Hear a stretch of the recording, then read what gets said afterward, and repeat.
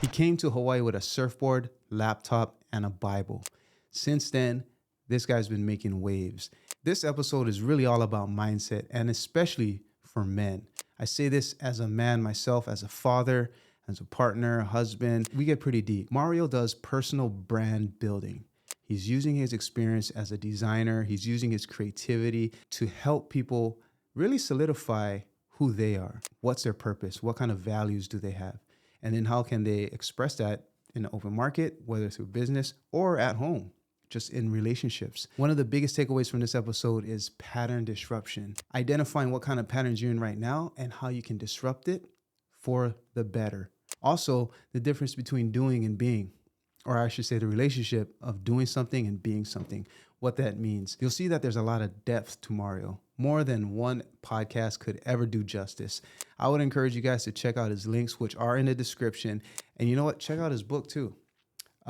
This is one that he gifted me that I'm going to go through, and then I'm going to gift it to someone who I think really needs it right now. A lot of inward journey is going to happen on this episode. Everyone's going to be able to take something away from this episode. This is Mario. Cheers. Cheers, man. Got Mario in the house. Thanks for the coffee. Thank you for coming. I know last time we were talking, it was like, it got to the point where we just two brothers standing at the party. You know what I mean? And I was like, we got to extend this. Yeah. Because we got into a lot of things that I felt deserved more time. Okay. And I could tell you're the kind of guy that had a lot of depth. That a pool birthday party wasn't the kind of space. So thanks for coming. Sure. I think a good place to start is just kind of like a self-intro. Okay. So go ahead, lay it on me. Like, who's Mario? Oh man, that's a loaded question. I know. Who's Mario? I'll give you a kind of a roundabout, kind of shorter and sweeter. My name's Mario Quezada. I'm a trained designer, but that's not really who I am. I'm a creative. That is more of who I am. I'm originally from Los Angeles area. Grew up there, little place called Monterey Park. The second largest concentration of Asians in America, I believe. It's pretty insane. Yeah. Anybody who knows California or even Southern California, if I say where I'm at or if I say where I'm from, they're like, oh, good Chinese food there. So good. So that's... Wait, where is it? What's it called? It's called Monterey Park. It's the largest concentration of Asians, in the U.S. I think it's a second or first largest concentration of multi ethnic Asian now. Used to be predominantly Chinese and then Vietnamese, and now it's like just a huge concentration of really like all kinds of different Asian ethnicities. So it makes finding Asian food very easy. I bet. and tacos, because the other side is Hispanic, which is more of what I am. So I'm from there. Man, I just grew up in a small little suburb in East LA with my parents and brother and sister, and God got a hold of me when I was about 13, and just discovered his truth and his light in my life, and through that had my own little journey of faith and ups and downs, and I went to art school when originally I was supposed to go to engineering school at UCLA, and I did do that, but I didn't want to do that, so I went to art school in Pasadena, which was a lot more fun, a lot more me. Kind of found out who I was supposed to be as far as like being a creative. Spent some time working at smaller agencies in LA, while also mentoring youth through church. Around 2009, ended up moving to Hawaii after my brother and sister being here for a few years already. Felt God kind of moving me out here. I got laid off, so I was like, hey, I'm going to take that sign. So I just, I left LA, came over here, did a mission trip with some friends to Nepal, my first Nepal missions trip, and came back to Hawaii and then never went back to LA. That was in 2009. And so being here, after getting laid off during 2009, I really was kind of like by myself for a good amount of time. My brother had his job, my sister had her job, and she had just gotten married. And so I was out here really, I tell people I had a surfboard because that's all I had, and I had my laptop and I had my Bible, and that's really kind of, it was my year of like discovering who I was. And it was like my desert season in paradise, you know, and I had a lot of time to sit by myself, which I don't think I ever really, I had never really explored just being with me. I always, when I was in LA, I always had friends with me or had somebody with me, I think to detract from me being alone. And so when I got here, I really felt God's like, you know, you need to sit by yourself for a little bit and really discover who I've made you to be, and who I've called you to be in this world. And so I had a really lot of like deep life discovering moments during that year. Crazy miracles happening in the park as I led some Bible studies in the park. It was crazy stuff happened that year. And then started a ministry through the church that we were going to at the time, and started really mentoring young adults. And I really found that was where I wanted to be.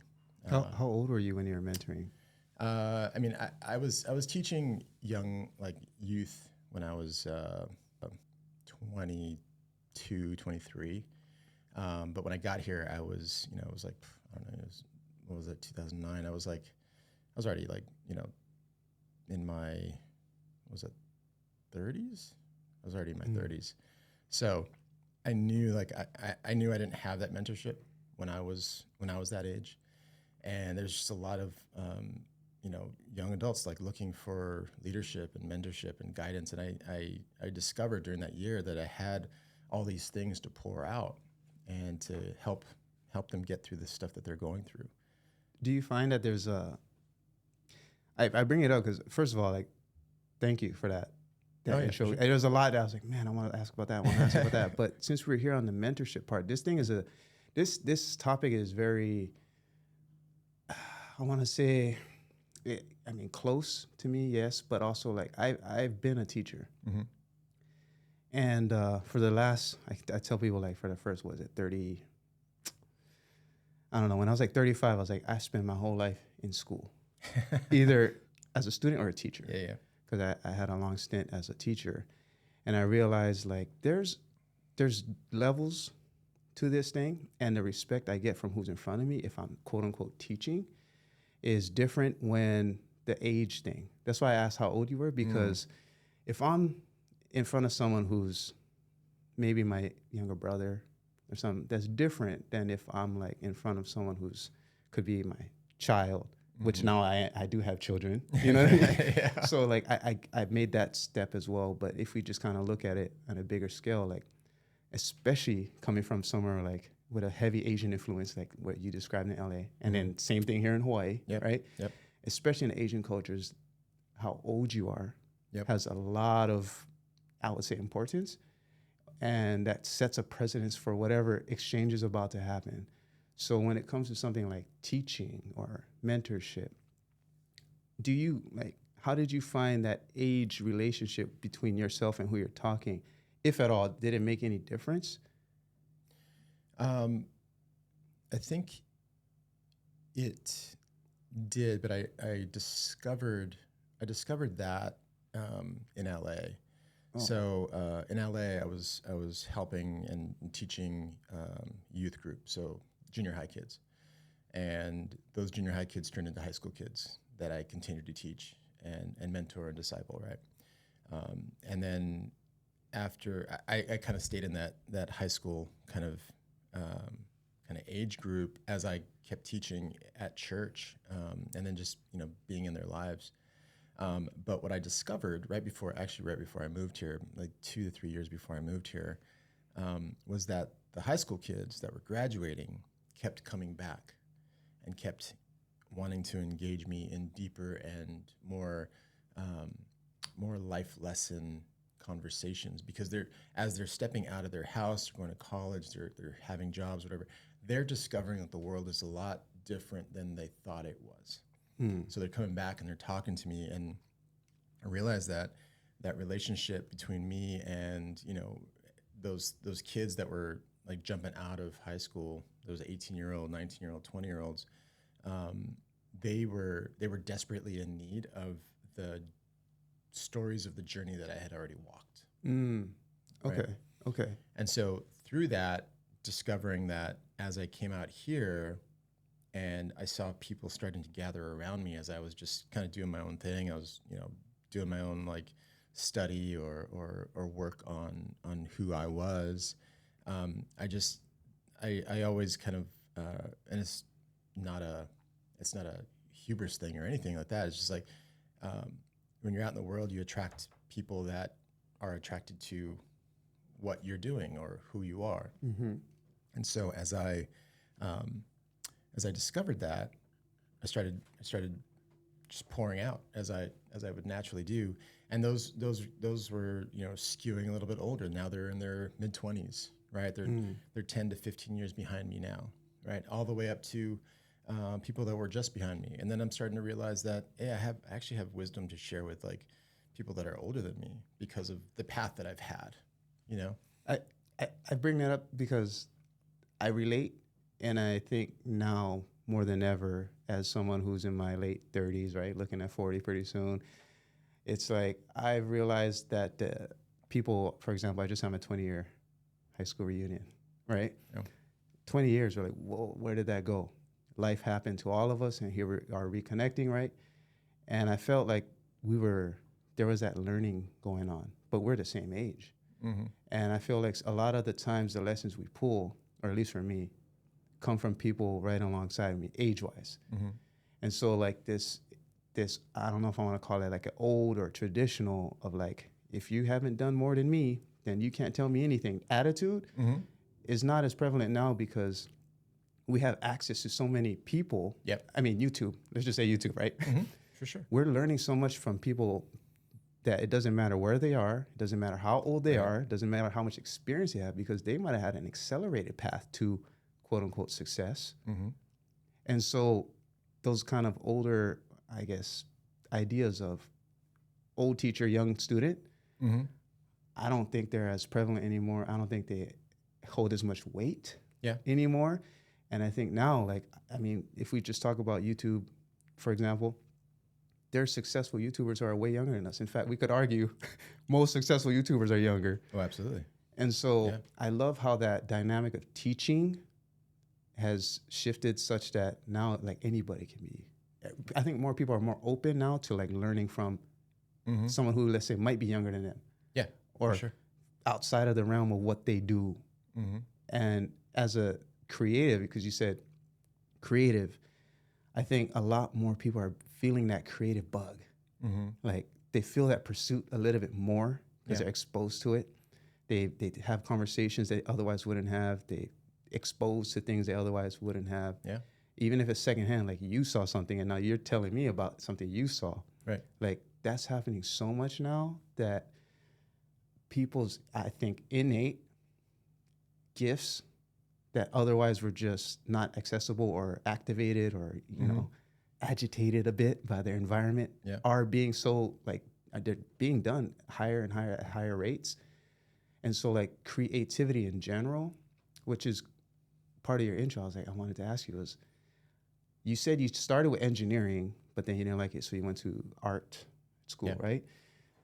But I felt like, for me, my artistic bug kind of led me towards engineering for a moment. And I enjoyed like how engineering is kind of art in a lot of ways, but it just felt a lot more structured art than, let's say, I don't know, like freestyle Jackson Pollock or something, you know what I mean? Like, but engineering felt like a structure to the creativity. And a lot of engineers, I think, feel that flow state when they get in there. What engineering field is wide, I know, is a blanket statement. But to me, I think engineering and design have a huge overlap. Oh, yeah. And I mean, creativity is just at the core of it. Yeah. I think you hit on a bunch of things that I'll try to get back to. But on that piece, it's funny how my dad's a math teacher, right? So there's like this, and his degree is, I think, actually in engineering. And so there's just this like innate like structure. People will laugh when I say that, but like people who know me, like there's this like innate structure inside of me that likes grids and likes lines and likes things lined up, and I think that makes me a really effective creative director, because I can look at something and say that's off 3 pixels. That alignment is off. Like that one's poking out. Like I can see things just because I think all my life I've been trained to like be in this like kind of gridded state, and it actually took a lot to get me as an artist, designer, creative to break out of those bounds and force myself to live outside the box.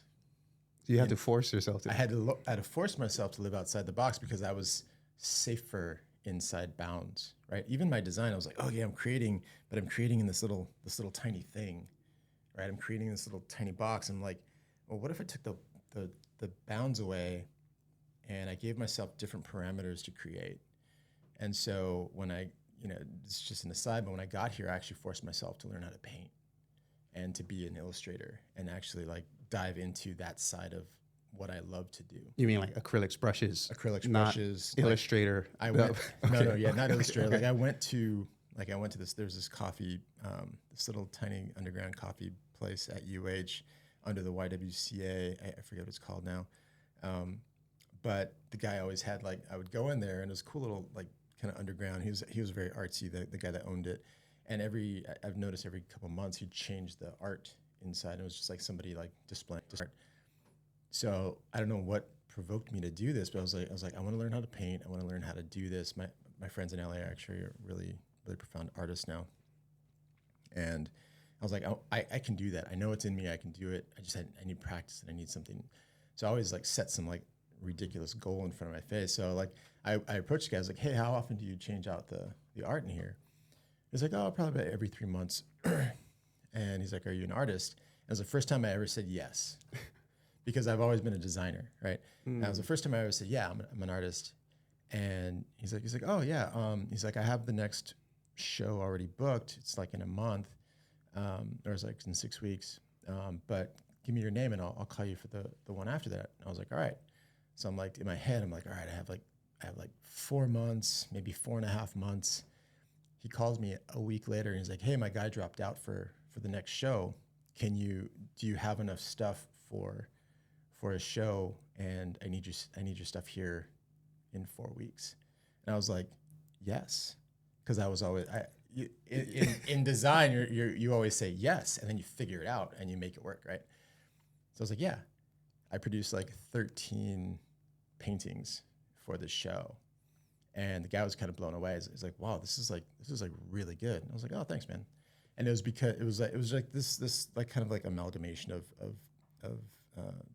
things that hit. Like it was, I was actually painting from my travels in Nepal and doing missions work there.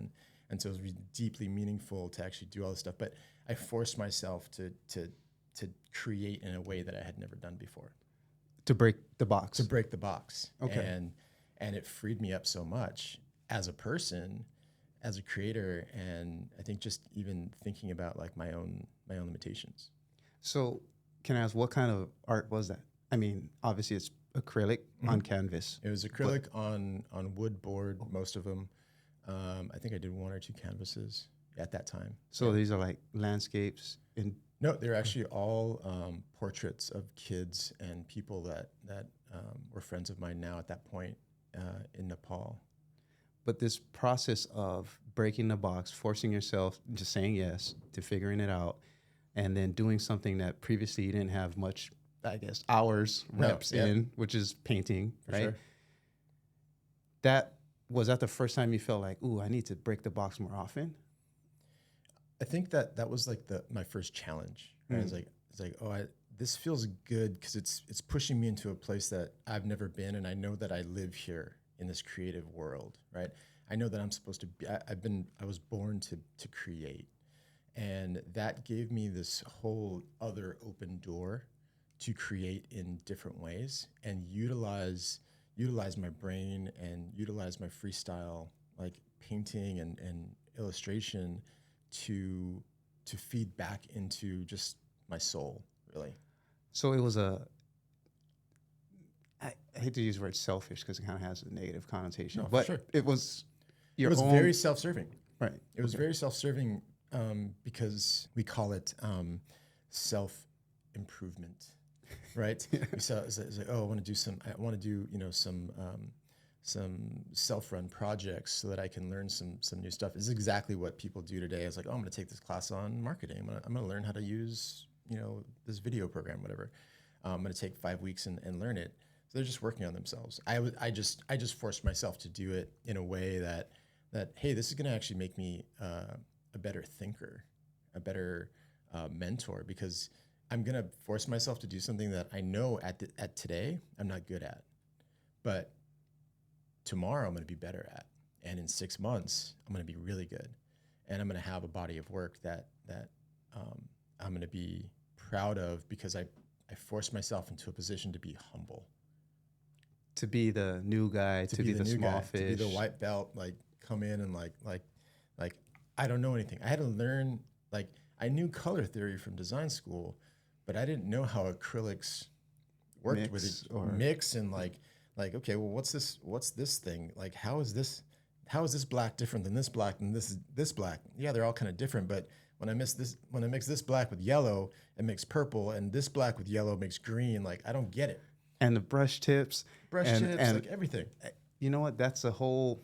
I guess is it safe to say that you are a connoisseur of intricate design or details, or because the way you're describing things is like you can analyze something, you can break it down. You're not used to looking at a complex system, familiarizing yourself with the parts, and playing with them to make different combinations. Yeah, like we were talking earlier about coffee. Yeah. Oh, right. Yeah. And I was like, hey, when I like something, I reverse engineer it so that I can do it, and then I can do it better. Right. We're talking about bread. I learned how to make bread before COVID, before everybody in the world started making bread. I learned how to make bread, sourdough, fresh sourdough. Now, like I've done it probably over 1,000 times. I know how to do it. And you brought up, to you just kind of breezed over it. That's why I had to like, wait, what did you say? You're like, oh yeah, like 6 months just to get the pet. I forgot that. What's that? The starter. The starter. Yeah. Like I was like, what? What's this 6 month thing just for what? A starter, which is, I guess, a live culture. It's live cultures. Yeah. Right. Basically, what makes the bread rise. That's what it reminded me of miso in Japan. I spent 8 years in Japan. Yeah, there you go. Same thing. And my wife's family, her grandma, in the garage had the container that miso has been alive as long as grandma. Yeah. You know exactly. what I mean? Yeah. And I was like, wait, what? Yeah. So when you said that 6 months, I think the reason why, I think for you, it was just kind of like, yeah. But for a lot of people, the scale of time is different. And so something like, if you're thinking long term, this is something that's going to be for me. 6 months is nothing. 6 months is, that's a small investment. And I think what people, I've been thinking about this a lot recently. People get shut down when they think of the length of time. Right? It's like, what do you mean? I don't have 6 months. It's like, but you have today. You have 5 minutes today, and it's all it takes is 5 minutes today. And in a month, you would have done it for 5 minutes a day for a month. Like people don't have that patience to sit with something that is going to grow and mature and make them better over time. They don't have the 5 minutes today to invest in 10 years from now. We could talk about fitness all day. We could talk about like all that same stuff, like tiny habits make your future.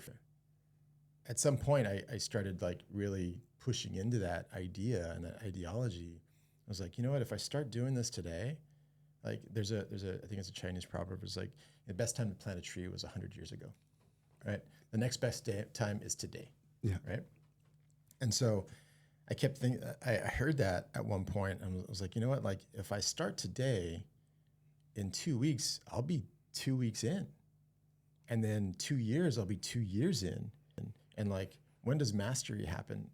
You know, we've heard the 10,000 hour rule, and like, yeah, it's debatable, right? But it's 10,000 hours maybe of deliberate practice. So whenever I try to reverse engineer something, we're talking about coffee, talking about bread, talking about art, I want to do it. I want to reverse engineer it so that I become excellent at it. So I'm not just doing it to do it. I'm doing it to be excellent at it. And I found that the method of me doing something has been more effective than actually the doing of the things, right? So like, you know, we can talk about content, and like, I was like, oh, I could do that. And like, you know, I blew up an Instagram account for a while, and then I was like, okay, well, I know how to do it now. I'm going to take a pause, and I'm going to apply that to this. I'm going to apply that to this. And, you know, bread, or like cocktails, or, you know, like I get super geeky about stuff. Like, oh, I like that cocktail. That's really good. Why does it taste like that? Oh, the bitters are really good. I was like, well, what are bitters? Start getting into bitters. Now I'm making my own bitters. Like, it's like, so I'm like, I want to get to the essence of everything so that I can make the overall better. So what for Mario is the entry and exit to something like cocktails, coffee, sourdough, content? Like, what gets you in it? And then is there ever an exit? And if so, what is it? I don't know that there's an exit. I think the getting me into it is curiosity. I want to stay curious. I heard this recently that, you know, what we lose as men, as we grow, what we lose is wonder. Like the idea of wonder, and a really good, an amazing author, and kind of like a distant mentor of mine is John Tyson, and he wrote this email. It's like, you know, when we lose wonder, we kind of like cease to live, right? And it was that morning, I hadn't even read the email. A friend sent it to me, and that morning, my kids were like, we were at Privé. Have you ever been to Privé? I've heard of it. Yeah. Okay, Yeah. so at Privé, they have they have the donut making thing right in front of the glass, and my kids were like, we went to go get donuts, and my kids were like at the glass, like watching the dough drop in the oil, and they're just like looking at it. And I was like, wow, this is awesome, because they're so like intrigued and they're so curious. And I took a picture of them that morning, and I said, I never want them to lose wonder. And then my friend sends me the email, and and it's all about wonder. I don't use wonder as a word, right? But there's this piece of like wonder in my life that I want to keep fresh, because it keeps me curious, but it also keeps me grounded. You talked about earlier about like, you know, how I think there's a really cool thing happening in the world, and I think it's probably started, you know, when the internet actually started rolling through and really getting going, right? When YouTube probably started, and you know, now there's YouTube University, right? Like, Oh yeah. you want to learn how to do something? Look on YouTube. I'm like, enrolled. You'll figure it out, Yeah, right? You'll yeah, figure it out in yeah. a day, and you'll be actually pretty good at it in like a week, right? And so when that started to become the norm, people's understanding that they didn't know everything became less of an issue, and they became more curious about so many more things. The internet has its bad things and its good things, but if you remain curious and you're curious about something, you can literally look on YouTube right now and figure out how to do it by the end of the day. That is Fact. pretty amazing. And it could be some 10-year-old kid teaching you, and you don't care because you want to learn the thing, right? Yeah. He could probably be the best thing. I just saw this thing. There's this kid, I forget his name now, but his parents put him on YouTube, and he just started reviewing toys. I forget what his name is. Oh, I know. You know, People gonna hate me for this one. yeah, But I don't yeah, know yeah. his name. He's like this, but they put him on his on when he was like 8 or something. Yeah. He's worth $35 million now. I've seen his face in like 7-Eleven. Yeah, no, he has his own like, toys. Like, he has his own yeah. toys at Target. Like, Yeah. his face reviewed by Ryan. Ryan, yes. There you go. So it's like, Yeah.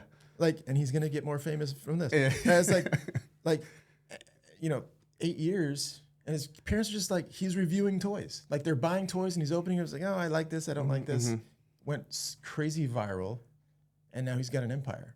And he's 12 or 13 years old. I mean, yeah, testament to the power of, Right? I think, wonder too, because a kid opening a toy, Yeah. everyone knows that wonder, Yeah, like, what's in here? What's in here? What's it How gonna- does this work? Yeah. What is it? You know, what if I did this to it? Like, you know, like my son's always, he's really good at like using something the way it's not meant to be used, right? And he's like, oh, Dad, but it does this. And I was like, hey, that's cool, bro. Like, that's awesome. You know, what else does it do? And he'll figure it out, you know? Yeah, so like there's this piece of wonder that I want to retain for myself and curiosity.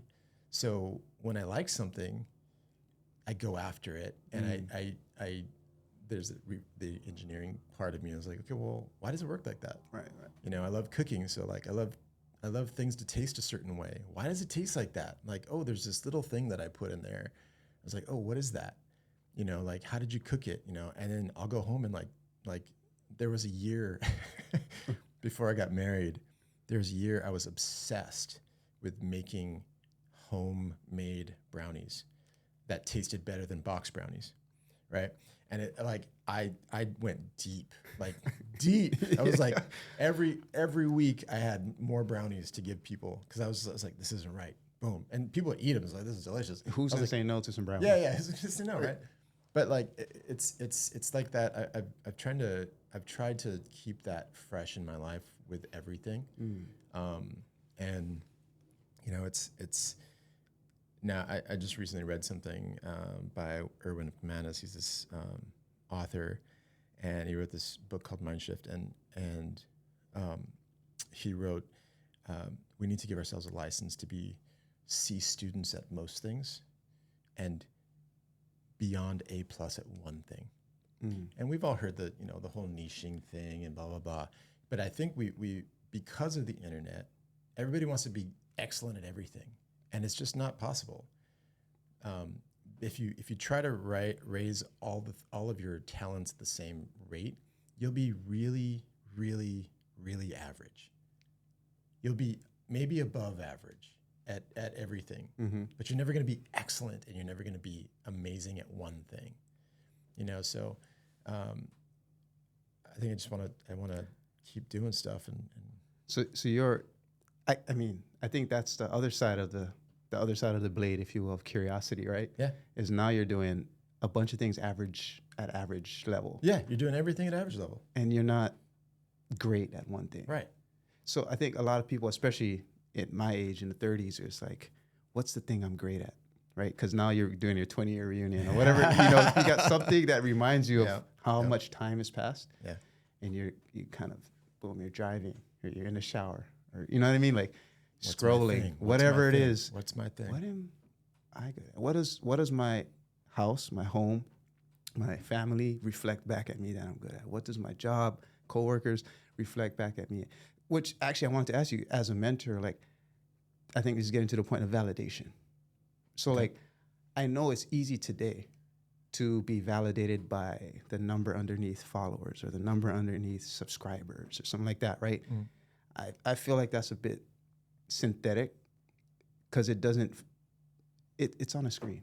It turns off. Yeah. And when you face to face like this, that's the kind of validation we think about, that we actually feel if somebody says something like this, not a comment. Comments, I mean, we get into the weeds with like social media, but like validation, I think there is a version of it that's represented in analytics and all these things we can measure, quote, objectively. It's still, I think, subjective. But how do you find that kind of validation in your life for this is the thing I'm great at? I think you have to first understand who you are, right? And you have to understand who you were made to be. And if who you are and who you're made to be is reflected back at you, then you're living the life you're supposed to live. That's valid. That's validation. If you know who you are, and you know who you're meant to be, and that is not reflected back at you, then you're invalid. You're living an invalid life. You're living a life that is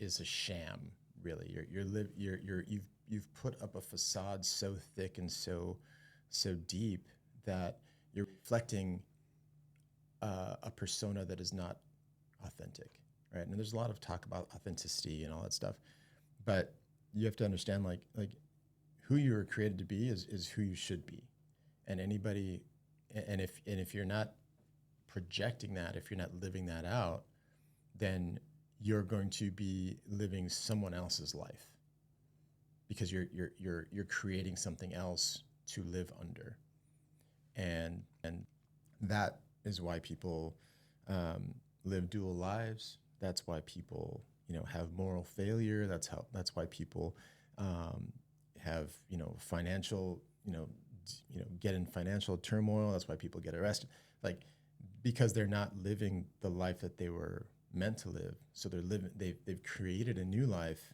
and they're trying to live up to that idea of it.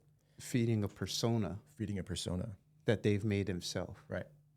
How then does one, when they realize this, hey, this ain't me, this ain't who I'm supposed to be, this isn't my calling, what kind of, I guess, how do you help someone then sort of pivot, change, or start? Because I know it's not going to be as easy as okay, now you're different. Yeah. How do you then nudge them towards their true self? So where I would start would be doing a deep dive on who they actually are, right? Helping them understand who they were created to be, and whether they believe in God or not. People were created, I believe, in the image of God for a purpose. And if they don't know what that purpose is, I walk them through helping them figure out, what were you meant for?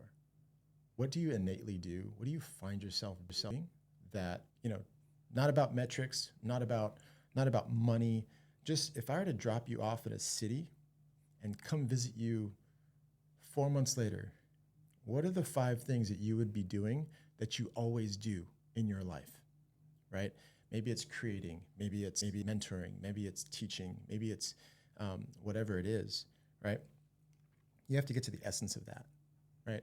And then once you figure out the essence of that, it's okay, how many of those things are you doing right now? In this persona that you've created, how many of those things are represented? 0. Okay, so you've created a whole different life that maybe of things that you thought people like about you, maybe things that you feel are valuable about something you did one time, or valuable society, but it doesn't represent you at all. You're completely living a completely different, separate life. So walk them through understanding who they are as a person, their value. Walk them through understanding what they were made to be, their purpose. And then there's a decision they have to make, right? There's decisions are you going to continue to go down this road knowing that it's going to end in an avalanche of your life? Or are you willing to start taking steps towards truly living out who you created to be, who you designed to be? Right? And would those steps be, I guess, sounds like the first steps are identifying your value and purpose. Mm-hmm. And I kind of like that thought experiment of drop someone off, come back for 1 month, what are you doing? What are you doing? Right? That's a good thought experiment. And then, so we identify, okay, this is currently what you are doing. This is what you would be doing in our thought experiment. Let's see where how much percent of this you're doing right now. Yeah. So we're identifying kind of like your engineering brain, right? Right. Just reverse engineering. Reverse engineering. Right? And then from there, once you kind of identify, this is my purpose. I feel like I should be cooking food for people, for example, right? Yeah. If that's your thing, right? And so far I haven't been doing that. So then that just leads the next micro or smaller step, I guess you could say. I think but there's kind of if we draw a parallel to addiction, we're addicted to this persona that we've created, that we keep feeding every time we show up for work, every time we post, every time we're in a group with so-and-so, right? We keep feeding that persona. Yeah. And we're going almost become addicted to it. It's almost like an unbreakable pattern. Well, a very solidified pattern, we could say, Yeah. behavior.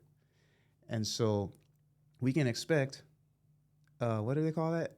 Like when they fall off the horse or something, Withdrawal? when withdrawals, or you revert back to what you're comfortable with. Like in those moments, what's kind of the North Star that you would say to someone? What I've found with people that I've coached and mentored is that if they've created a persona that is not fully representative of who they are, and they're kind of like used to feeding this thing, and we have to understand like okay, what is it you're addicted to? Because it's not everything, right? Is it the persona? Is it the idea of people liking you? Is it the idea of people applauding you? Is it the way you are able to help people through this, which may be one of your core, the core things? Usually personalities aren't devoid of the person. They're just it's an exaggeration of one point of them that they've allowed to like take over everything else, right? And so there's always a thread of who they truly are in a persona that they've created, right? And we're talking about personas, and you know, this isn't necessarily about like actual addiction and stuff like that, but which I know people that have been addicted, and there are similarities, but you get addicted to a ritual, you get addicted to a pattern, you get addicted to hits of dopamine, right? We're talking about social media, right? Yeah. You get addicted to pieces of that, and so you think, and those pieces are feeding a deeper part of you that has need, that has want, right? And so what we need to do is have a pattern disrupt.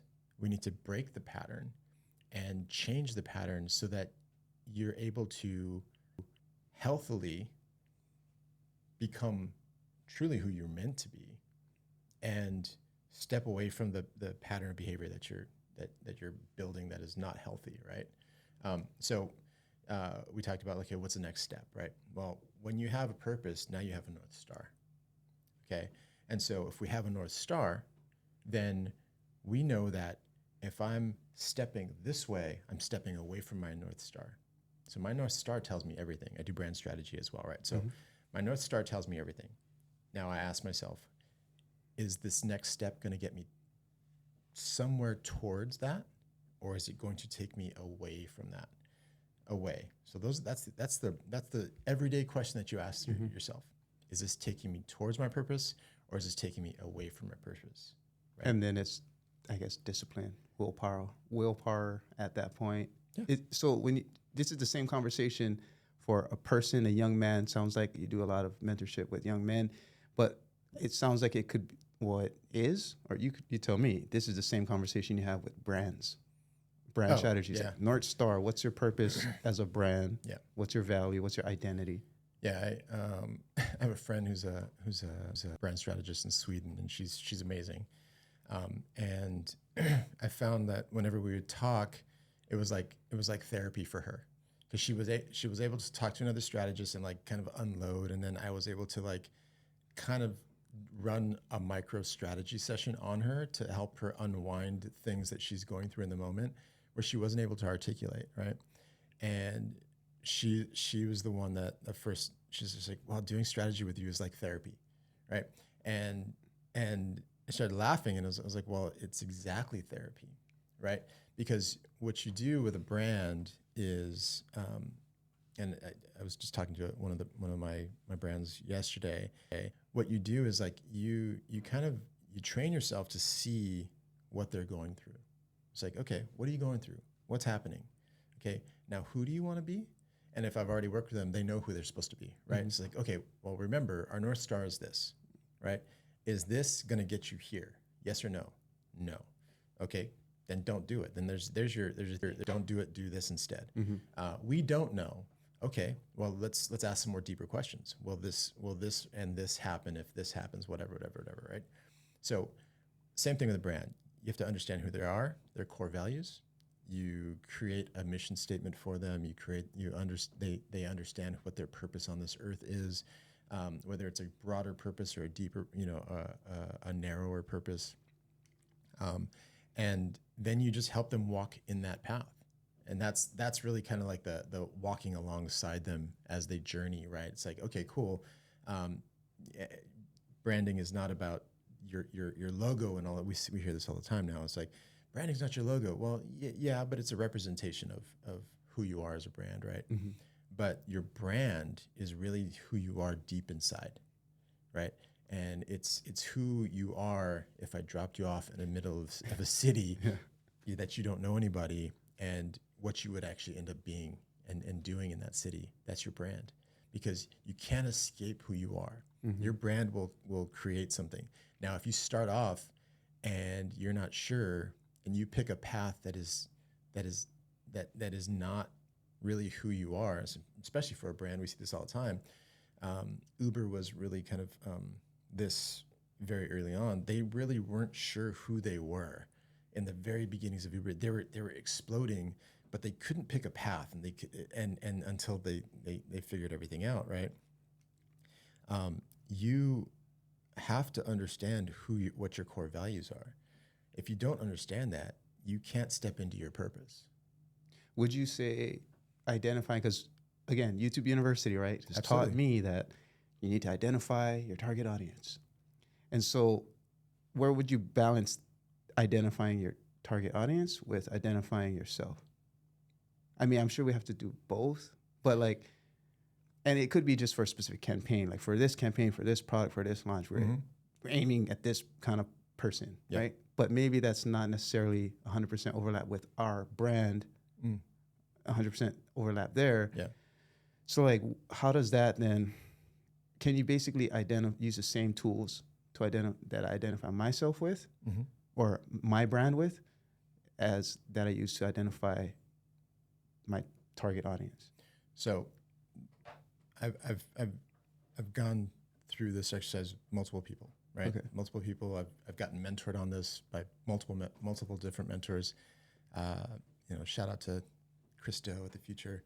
The hat. This is Angel's hat. Yeah, for sure. Chris has made this famous.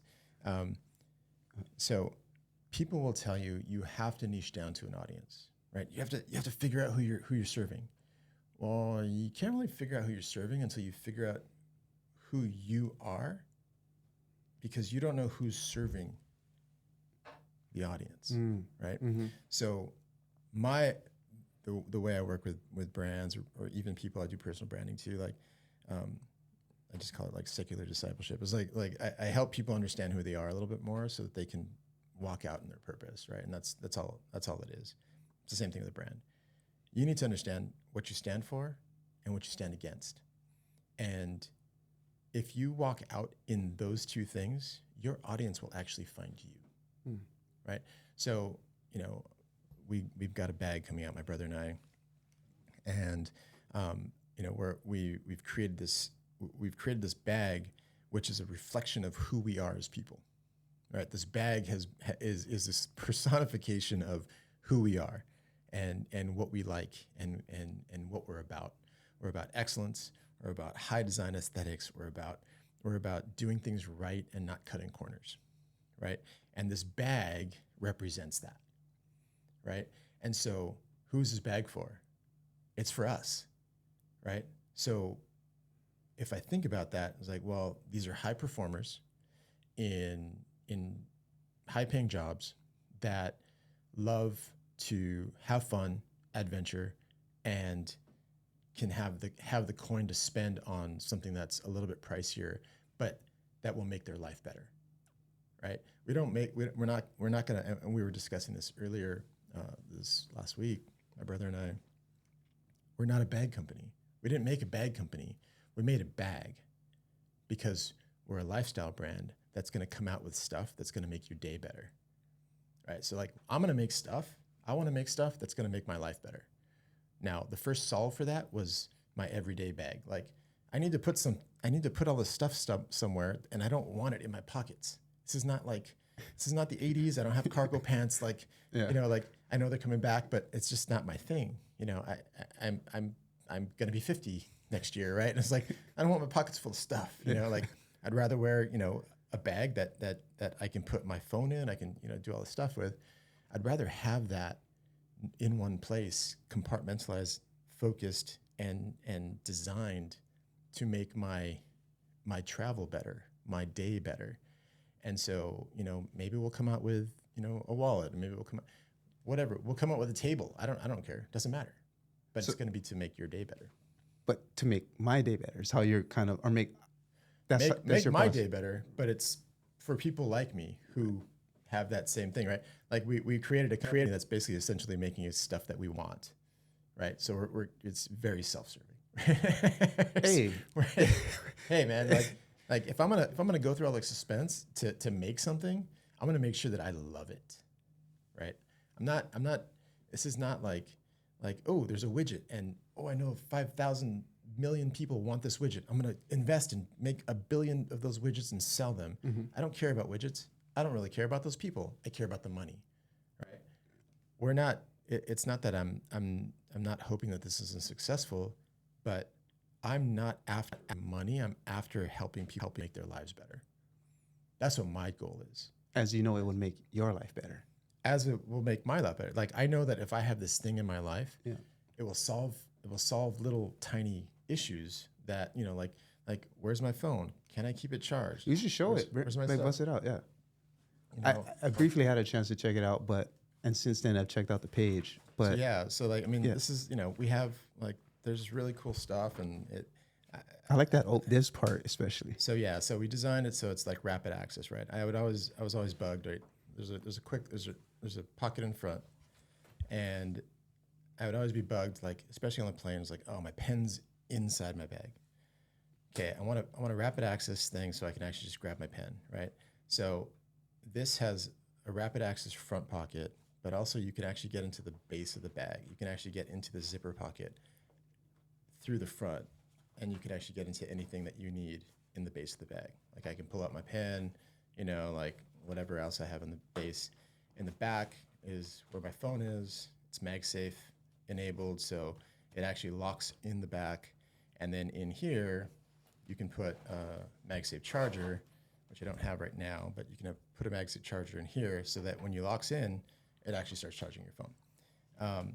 And it's just we're like, how can we redefine? Wait, the clip too. Something about the Oh, clip, yeah, right? yeah.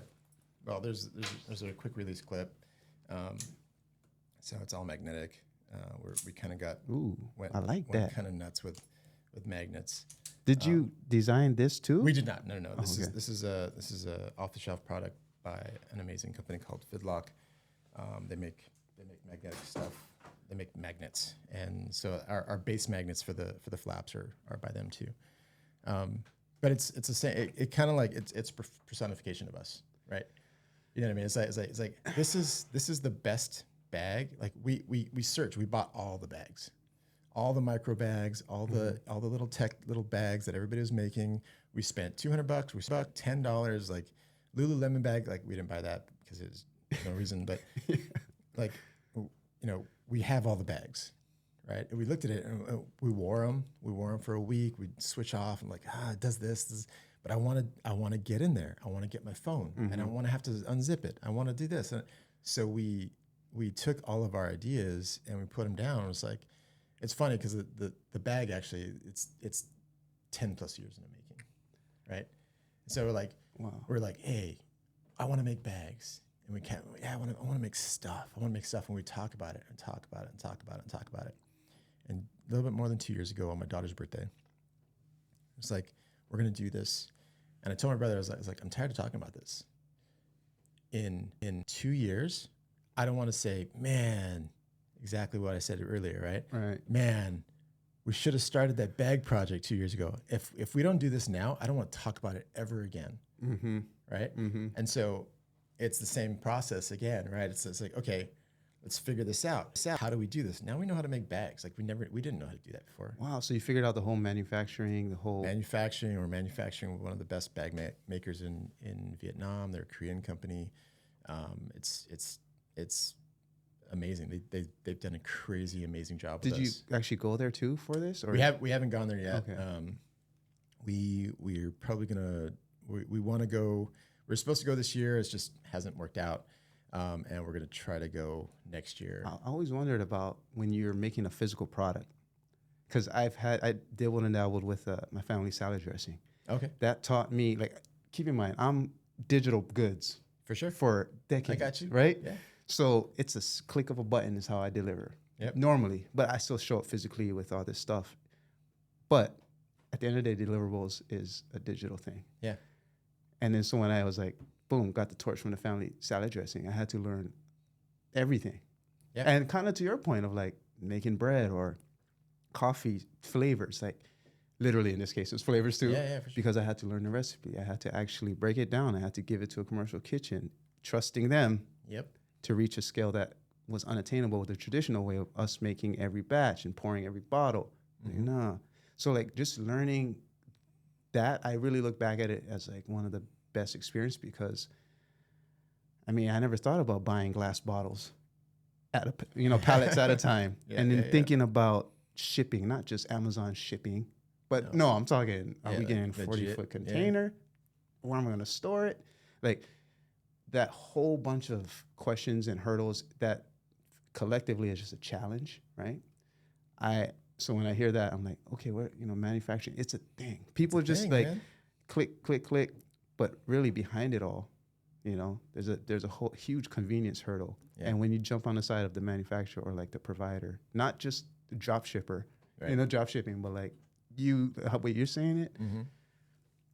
Also, I got into my MERS phase in Japan heavy. Yeah. Because over there it's normal. Yeah. Wallets are bigger. Because I think maybe it's a cultural thing. They don't like folding bills. Yeah. So like bills, over here, we like fold them up, bands, like clips, all that. Not so much over there. So like folding of bills was not, I don't want to say normal, but I guess normal. So such that like men's wallets were the size of the bill. Yeah. So already I'm like, I'm not putting this in my pocket. Yeah. You know what I mean? So I had to figure out new ways to like my everyday carry bag. Mm-hmm. Is it going to be like look like I'm going to school type backpack? No, that's too much. In the summer, that's way too hot. That's a bag full of sweat. Yep. Immediately. All right. So then I started doing the straps, even like the fanny pack styles. Yeah. Like I went through, when he said we got a lot of bags, like, I was thinking of my closet in Japan. Like, I had so many MERSes, and you know what? None of them, I never felt like I could use one. Yep. Long. Right. So I just went the cheap used route, or like Uniqlo, or like, $20 maybe. And it was just always something that maybe the elastic part just gave out too quick, or the actual ergonomics of it just didn't sit right. And I get you, because bags is another like black hole, like coffee, wine, or whatever. Complete black hole. Yeah. And then it's like, okay, the everyday carry, wallet, keys, phone, maybe a book, notebook or whatever, camera, I had camera bags. So like when I go to the camera bag store and look at camera bags, I'm like, this is a whole, it's a whole nother lane. Different world right there. I like those like dividers with the Velcros for camera bags. Yeah. Like utility wise, there's a lot of different versions of that, different materials. Some are like harder plastics, but like then I saw like almost like a hybrid of like a camera bag with an everyday carry, because you had that, you could make your own configurations to whatever kind of things you needed to carry. Yep. So I've been a consumer of bags as well for a long time. Less so in Hawaii though. I don't think it's just it kind of. What do you think? It's the reason we created this bag. 2 reasons. We needed a bag. Like we needed a bag, couldn't find the one we wanted, so we designed it. That's our story. But we also started seeing like people, like guys just carrying like fanny packs over their shoulder, like all the time. Like guys just carrying like any kind of like Rip Curl, Quicksilver, Decine, whatever, fanny packs, but they're just kind of carrying them over their shoulder.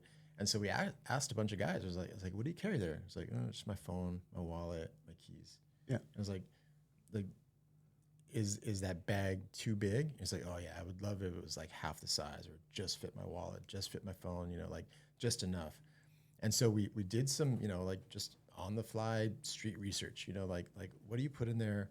well, why do you carry it? It's like, well, I don't want to put stuff in my pockets. Like I like just kind of having everything in my bag.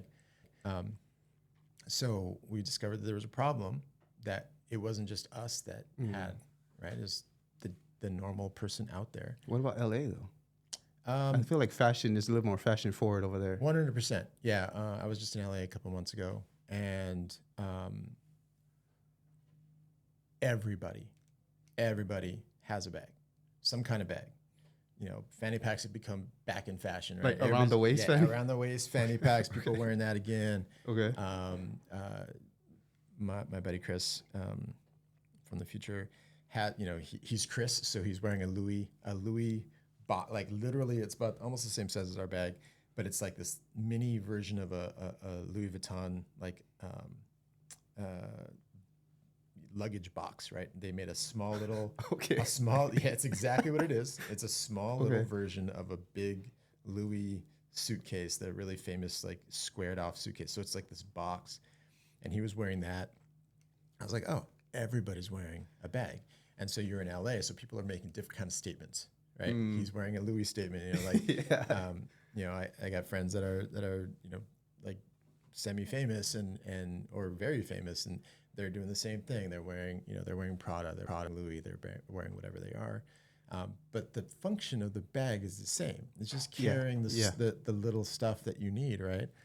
And so we're like, well, we're not Louis, right? But we're not Lulu either, right? We're not the $20 bag. Like, I want something that we have tech, we have this, we have that.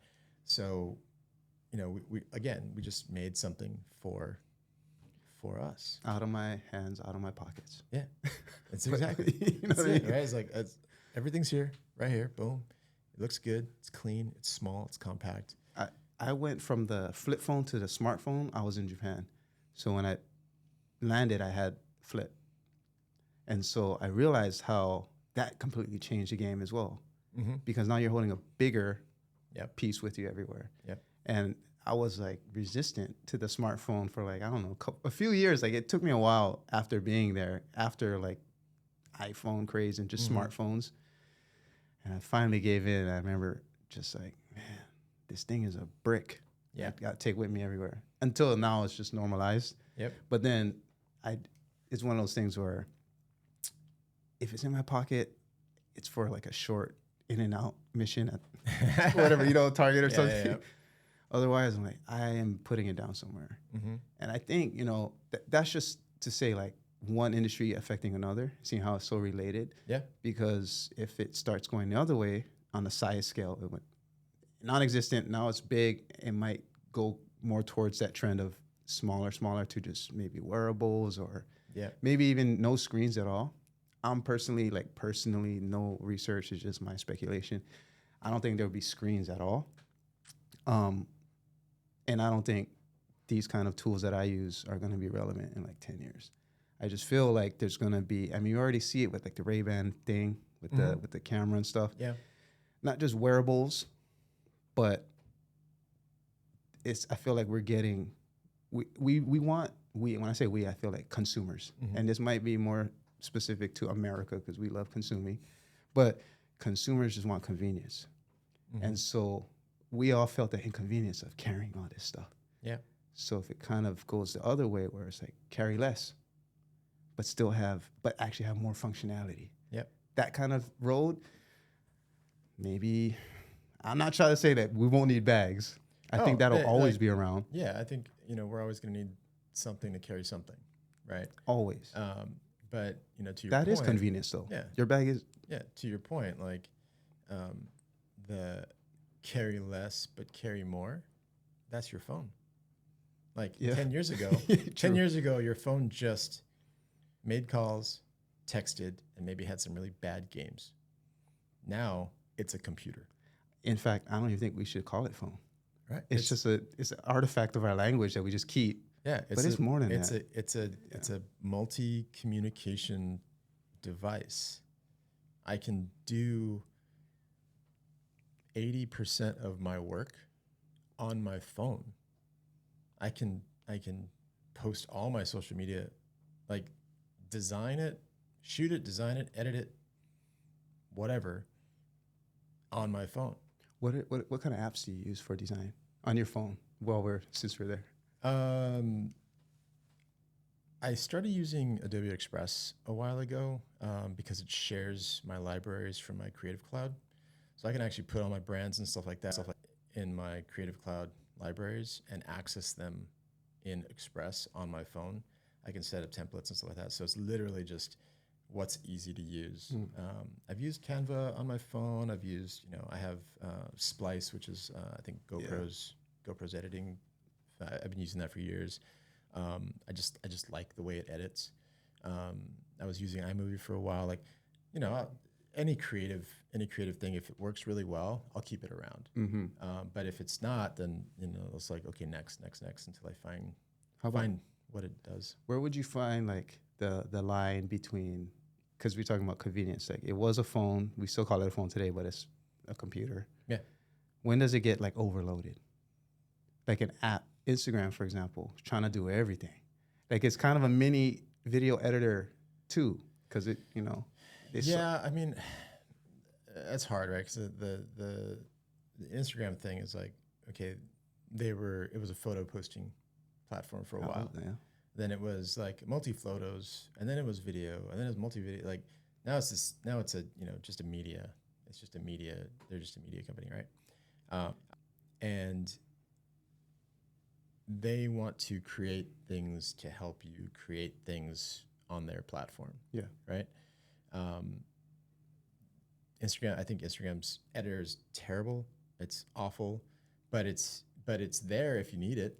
Yeah. Right. And that's what I think of. Like most of the apps is like, oh, it's there if you need to just edit something on the fly, make a reel, whatever.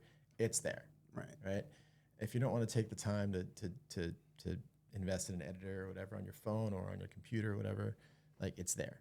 But it's like I don't think, the Swiss Army knife is the best version of that.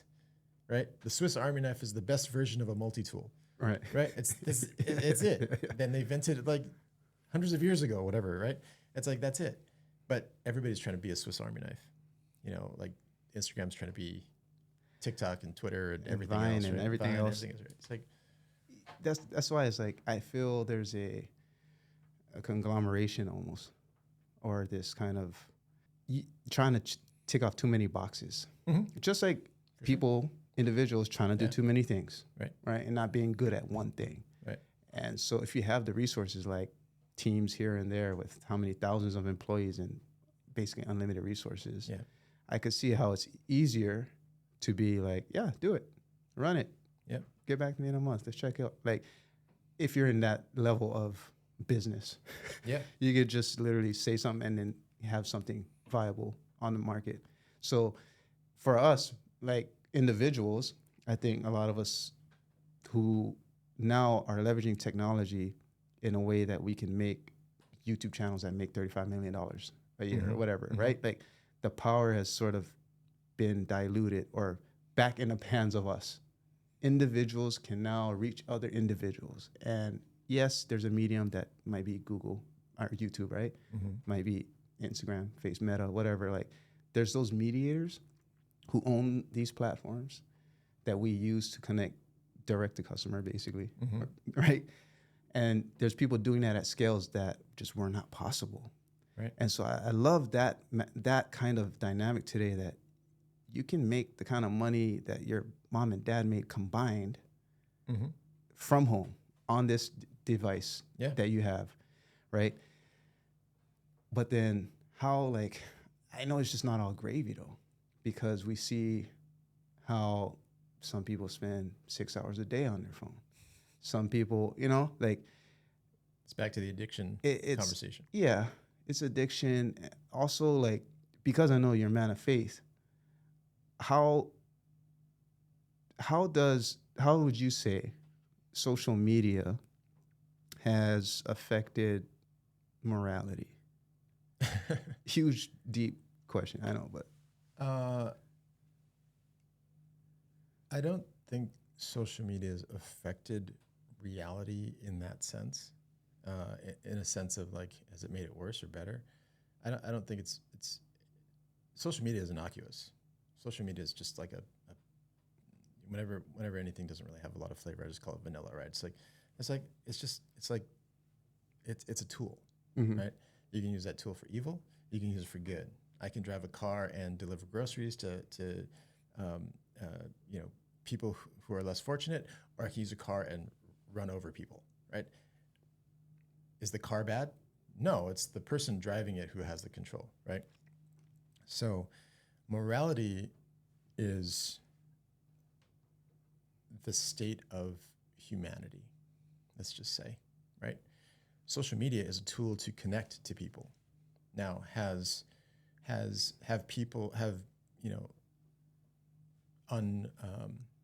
uncouth individuals used this tool to negatively affect the morality of millions and millions of people?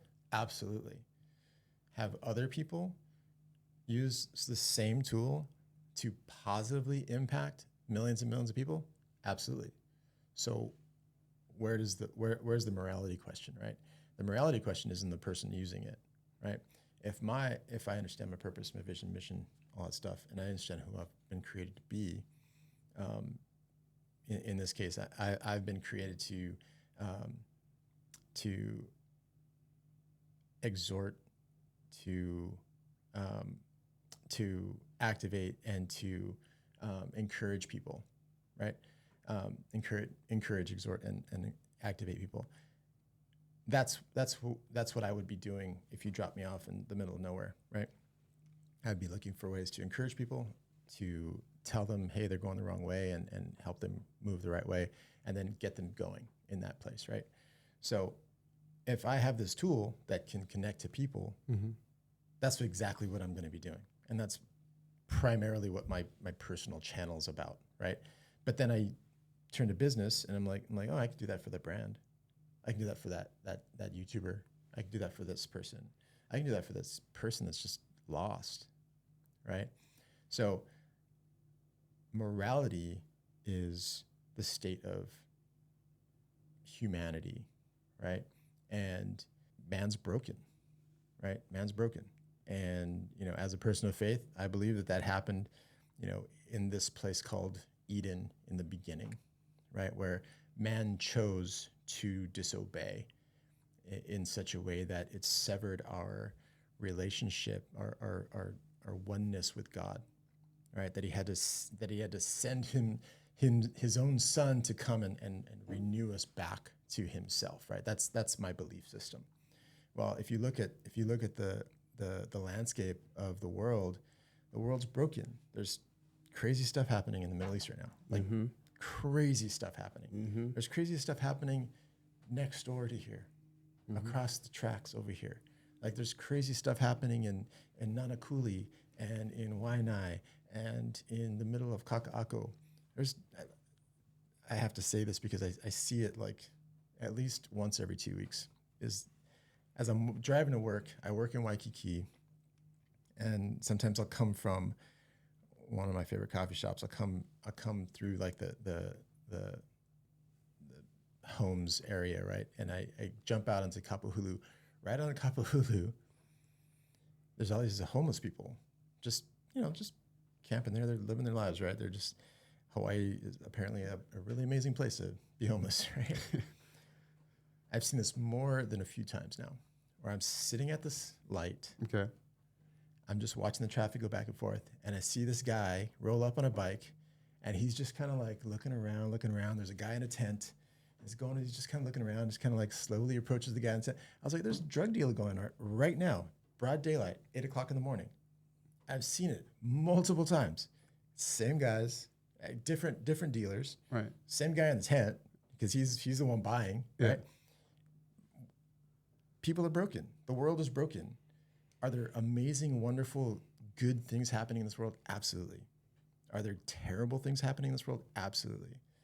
How can we help more people understand and do good in this world?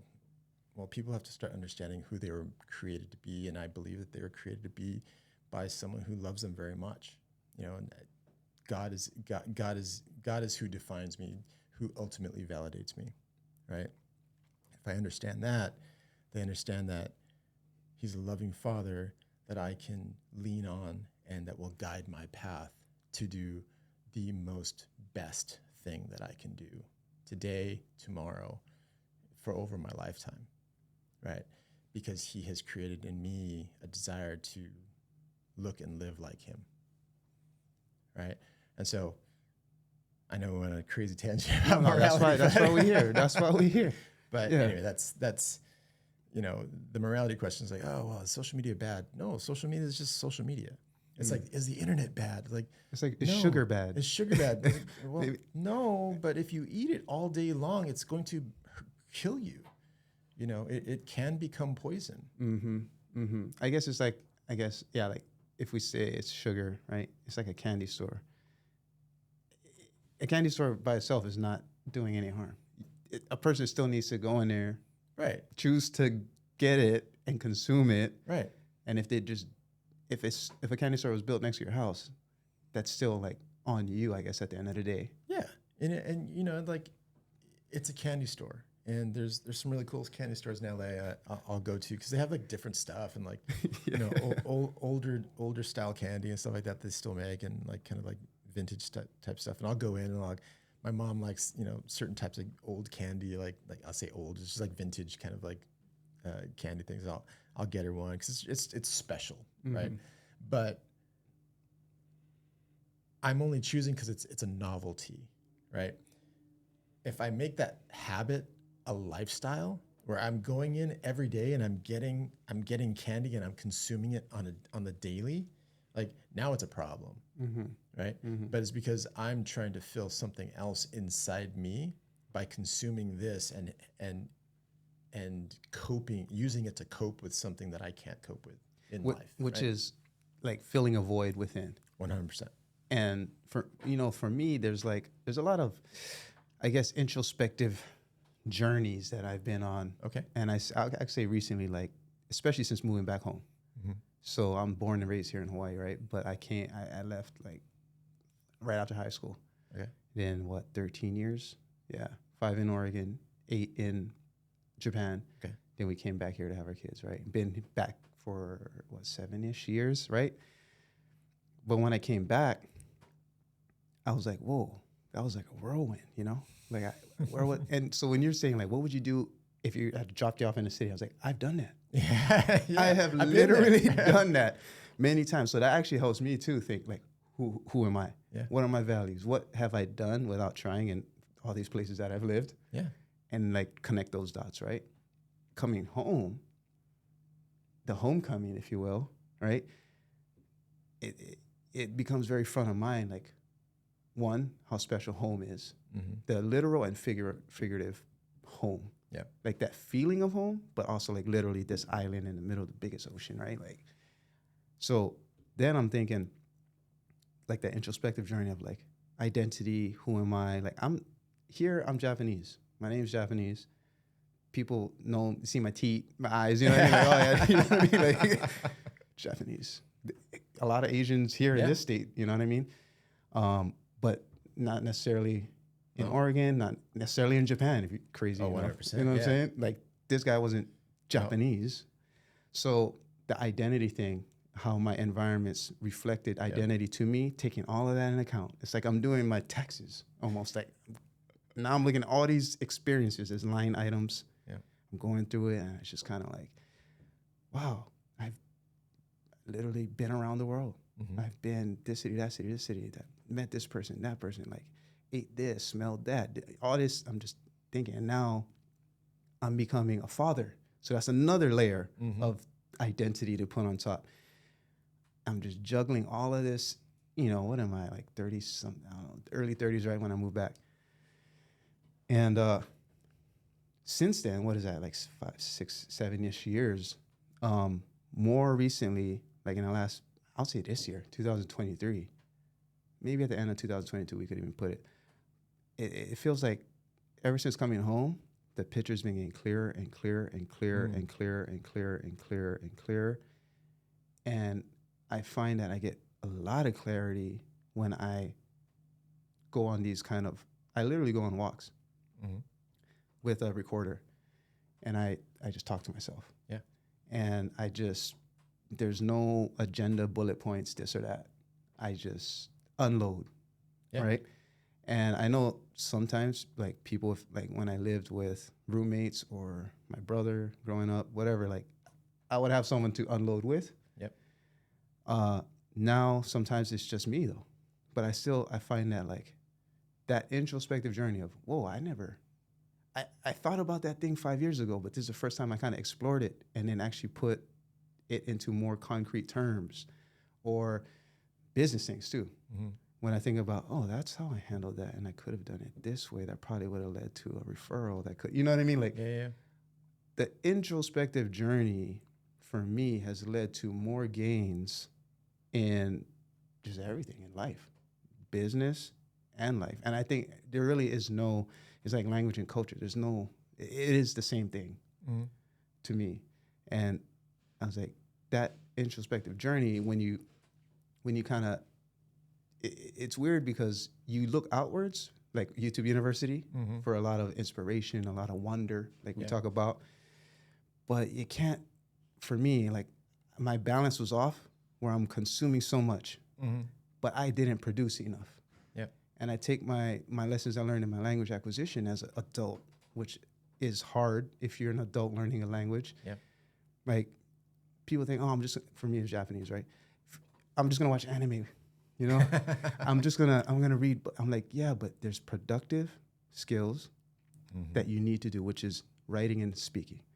There's receptive skills like listening and reading, but you gotta balance those two. You can't just input everything and think, oh, I'm learning Japanese. Yeah. I think similarly, you can't just consume all these wonderful things and create, curiosity like things that are driven by your curiosity. You can't just load up on those without the other side of, for me, is like the release part. Mm-hmm. Going on, talking, trying to articulate that idea. Maybe like I'll just that even if it's like a Netflix series, boom, I watched the first season all the way to episode 8. If there was episode 9, how would I write it? Or what would I like to see if that character kept going on this journey? Kind of like Goosebumps. I don't know if you know Goosebumps, Mm-hmm. but like Choose Your Own Adventure. Yeah. Like, okay, that act of then producing something balances out the consuming something for me. Yeah. And when I produce, that's that introspective part where I'm like, oh yeah, I learned that, maybe I have a affinity towards Japanese anime with bad endings. Or, I like Korean movies and stuff where like the endings are just horrible, right? The main character. Korean drama, like they're. But like I wouldn't have that if I didn't kind of balance out consuming and then producing. Yep. And in that process, I just find out a lot about like, I guess what you're saying, like what do I find valuable? Mm-hmm. What do I find Yep. like interesting? And then deeper than that, like the purpose that I would have. Yep. Maybe my purpose is, I know it's somewhere on that productive side, like putting out things. Mm-hmm. I've been doing that way before video, Yeah. like putting things out. Kind of, it sounds like similar to what your process was with paint. Mm-hmm. You had this Nepal experience that you're like, all right, this is the vehicle, boom. Yep. So imagine if you didn't have that painting experience. With that Nepal, it probably would have found it. I mean, it probably would have found its way out. If it first found its way out in photography. So you. Yeah.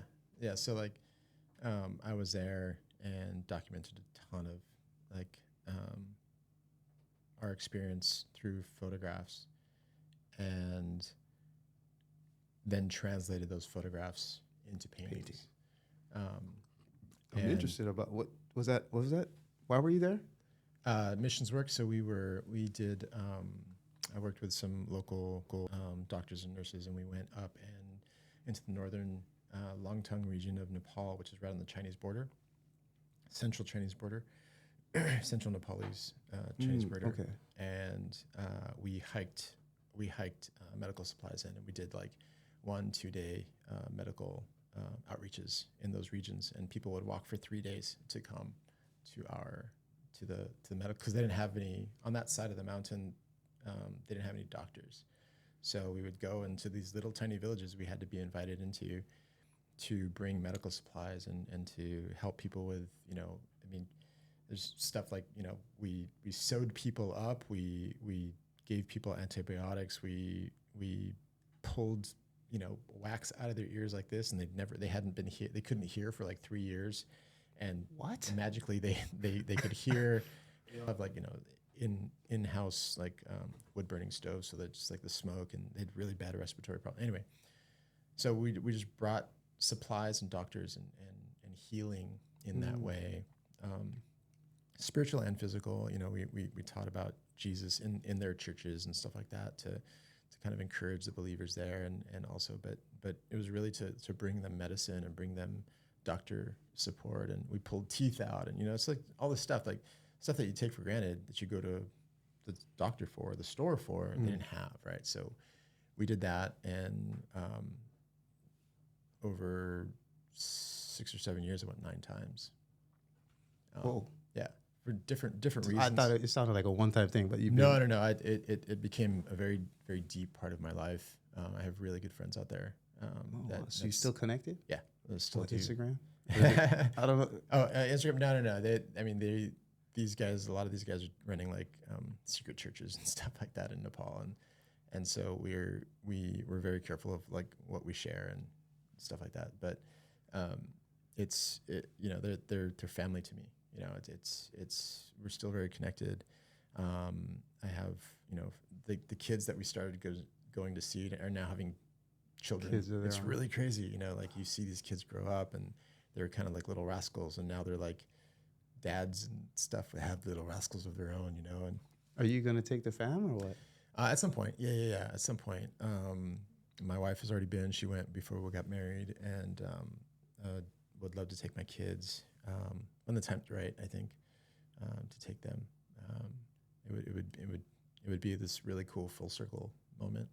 Yeah, because the first few years I went out there, they're just like, Mario, why aren't you married? So they would start praying for a wife for me, and then I ended up getting married, and they're like, our prayers are answered. It was really funny, but now, like, I getting to bring my kids and having them experience something that is beyond them, and is gonna give them a grounding in their life of a dose of reality that they can't get anywhere else. And I say, hey, this is what poor looks like. People living by the river in shanties, where the river is just basically a sea of sewer. Yeah. And it's eye-opening. How is, I've never been Nepal. I've never been to Nepal. Closest thing was Mumbai International Airport. I don't count airports, you know what I mean? Yeah. But I guess that's the closest. But would you say that that's the, what do you say, highest level of poverty you've experienced? Or most severe case of poverty? I would say, yeah. It's interesting because it's the most severe case of like monetary poverty, but it's also one of the most richest culturally and joyous places I've ever been in my life. See, that's what I was trying to get. Crazy. Because so my wife and I talk about that a lot. She's been to way more places than me. And for me, my most severe poverty that I experienced was South Africa. And maybe you could even say Madagascar, but like we talk about it, Yeah. And sometimes I feel like we get caught up in this top-down point of view, right? Like, who are we to say poor? Yeah. But we could use measures such as like health care maybe as one measure, or like food resources, water. That's the most. That's huge, right? So like if you don't have access to clean water, then that is very destitute and poor, right? But if you're starting to view things through a Western mindset, then it's completely skewed. Like we are the top 3% of all the world, right? It's like you can't do that. You have to understand what are the metrics of poverty, right? It's like access to clean water, access to adequate amounts of food, and shelter. Right, Food, water, those are those things, right? And so, like in South Africa, it's my wife's done mission trips to Africa as well. Okay. And so, you know, she's seen that side of it. We've seen the Nepalese side of it. I've been to, you know, Thailand, and I've seen that side of it. I've been to, you know, across the border in California, and you're in Baja, right? Like there's literally no difference between the way kids are living in Baja and kids are living in Nepal. Like the amount of like actual specific poverty is exactly the same. People living in the dirt with no access to clean water, no access to, you know, sewage resources, food, none of that stuff. They're living in the hills. They're living in the dirt, in the dump in Mexico. They're living in the dump in Nepal. And when I say dump, I'm not saying it's a dump. I'm saying literally this is where people throw their trash. Yeah. And they defecate, you know, that's where they live. And so, you know, it's really about like metrics, like, okay, do they have clean water? Do they have, you know, all these things? And so, you know, we can get into this mentality where it's like, oh, this top down thing is something, oh, you're poor, you know. It's like, no, you know, even the poor people, even the people on our streets that live on our streets are living better than a lot of, like, most of the people I see living on the streets in Nepal. To the point of happiness, right? Because you said, or I think you said richness or rich people, right? Yeah. And that's the thing, like they probably don't have the same suicide rate as we do. It's very different. And you know what I mean? Like why especially with suicide, because Japan, I lived in, right? Yeah, that's high, right? I mean, this last, what was it, 2 months ago I went, and I was at Kyoto Station. This is like midsummer, right? Like 4 p.m. So it's hot, it's humid, and there's hundreds of people on the, what do you call that? Where you're waiting for the train, the platform. It's already a big station, right? Hour and a half something delay. Why? Suicide. Yep. Someone jumped on it. And the fact that it's so, like, I don't want to say, well, I guess it is regular. Like, it's not the first time that's happened to me. Yeah. But, you know, it's like that country, given all that it has resource-wise, faucets, sewers, like very low theft, low crime, all these things. But why is that so high? And we can look at a lot of other nations and stuff as well. But when you look at these places that we say don't have faucets, toilets, grocery stores, and we use the word richness, this richness of life, I've seen that too. Yeah. Usually paired with these places. And so I'm like, why can't we? My measure that I use, that I took it with me ever since, this was 2010 when I went to South Africa, and I saw that particular part. Ever since then, like, I just think, like, what would somebody there do for today, to switch places with me today? Just, it's my little, like, compass that I have to go to sometimes if I ever feel like, not that I feel suicidal, but I know people do. It's even around me. Yeah. I also feel like there's times when there's always times we feel down. You know, for whatever reason, work, marriage, life, like there's times we feel like down, for lack of a better word. And I think about even how our down is so relative, because someone would literally kill. This place in South Africa, I'm talking about, the guy who was driving me told me about how his brother was literally killed, murdered by these people who lived here just as a gang initiation thing, right? Yeah. And it was so brutal the way they did it. And they left him for dead. They thought he was dead, but he lived through that thing and was next to his dead brother. And I was like, people are doing this literally to get a piece of what, let's say, my down day is.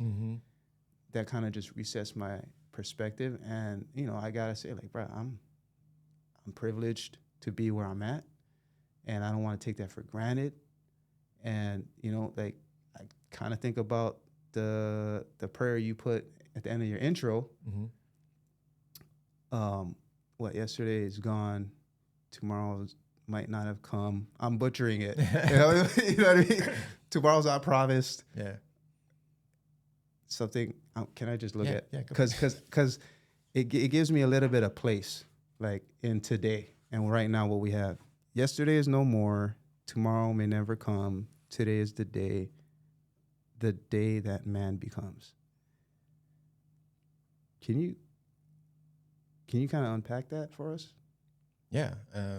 It's about living in the present, and it's about understanding that all we have is now. We don't have yesterday. Yesterday's gone. Like tomorrow, we don't know if were you here for the missile thing? The missile thing? Yeah, I was here. I was here. We don't know if that's gonna happen for real here one day, right? Yeah. And so we never know when our time's up, right? So you have a choice. Everybody has a choice. I'll talk to the camera. Like you have a choice to live a full out existence in this very moment, because you can't rest on your laurels of what was, and you don't know what tomorrow's going to be. It may not be at all. So you have an opportunity right now to go out and live your dream. Live the dreams that are healthy and life-giving in this moment. And that's what that small little prayer is about. Just encouraging someone to stop looking back. A pastor friend of mine was always a really entertaining. Is like, hey man, like if you're moving forward, looking back is just going to make you trip up, right? You can't run forward while looking back, and so if you want to move forward, you got to just let go of what's happened. In the Bible, God's always like, forget what you've done and remember what I've done. So the things that we take with us into the now, into the tomorrows, if we get them, right, should only be the things that have helped us on our journey. The things that we need to let go of is all the baggage. Right? We're taking all our junk and all our hurts and our disappointments, and we're taking that into this next day. Like, I don't want that there. I want only the goodness that's brought me. I want my daughter's smile. I want my son's laughter. I want my wife's embrace. I want that to move me into tomorrow, and I don't want to worry about the argument and the stuff that wasn't, super right that my kids did. And, I don't have to worry about that. I want to take the goodness with me. And it's not about ignoring it, but it's about choosing what I take on my journey. So do you get mad? Oh, I get very mad, and I think I get more mad about being mad. Like there's a time in my life I was like, yeah, just getting angry doesn't get me anywhere. So I stopped like being outwardly angry, but I realized that it just kind of started compressing stuff, so that when I did get angry, I got really crazy angry. But yeah, it's not helpful to just get angry for anger's sake, right? You have to understand, like, what's making you angry? Why are you feeling that way? And so, like, when anger erupts inside me, this is something that's very, very timely, right? Like, I am forcing myself to say, okay, well, hold on, before you erupt, what made you angry? Was it that your kid mouthed off at you? Was it the way he looked at you? Was it that person like cut you off in traffic? Or was it that they feel that they're more important than you, or that you feel that they feel? Like, is it just my perception of what is happening that is making me angry? And then is that making me angrier that I still have that perception? It's like this, it's this inception in my brain that just kind of takes me down, right? This crazy feedback loop. Yeah, it's a feedback loop. And it's like you're feeding it yourself, which means I can stop feeding it, right? And so I'm training myself to look at only the positive things. I'm training myself to see how can I change the way I discipline my kids and love them through a situation that may not be healthy for them in the future. Mm. The reason I get mad at my kids is because they're exhibiting behavior that is unbecoming of them as they grow older. Like, I don't want them acting like that in front of some, as they get older. I want them to stop that behavior. But I can't stop that behavior if I do it unlovingly and angrily. So what about, because I know with someone like with your experience, what you do coaching so many youth or just men, people, let's say, is it mostly men or is it's a mix. I've found that I'm uniquely able to like really kind of deeply talk to the hearts of men, I think. But I've coached women as well. Well, Yeah. I mean, you're a manly man. You know what I mean? Like, you got the beard, like nice build, and like what you say, I think has a lot of weight. So I think men respond to that well. And so I know just from my experience with the men around me that a lot of the source of stress, anger, talking about mad and like controlling that, comes from their relationship with their partner. Do you often, and not like similar to how you just laid out the example of experiencing some anger with in relation from the relationship with your children, the relationship with our partner, I feel there's a lot of, I think, miscommunication. For me, it does come from miscommunication a lot too, just because literally a language barrier. So sometimes it just things don't make it over that barrier. Yeah, for and sure. then it takes a lot of time to recalibrate what I really meant to say, right? Yeah. There's a lot of that, but everyone has their own version of this kind of source between themselves as a man and their partner. And do you encounter that a lot? And would you say it's kind of, I think, increased? For me in my life, it has. So I'm taking this moment to be a little selfish because I want to take these gems and have it in my knapsack when I have these conversations with the men in my life. I think what so what I hear you asking is if the anger issues derive from situations with your spouse.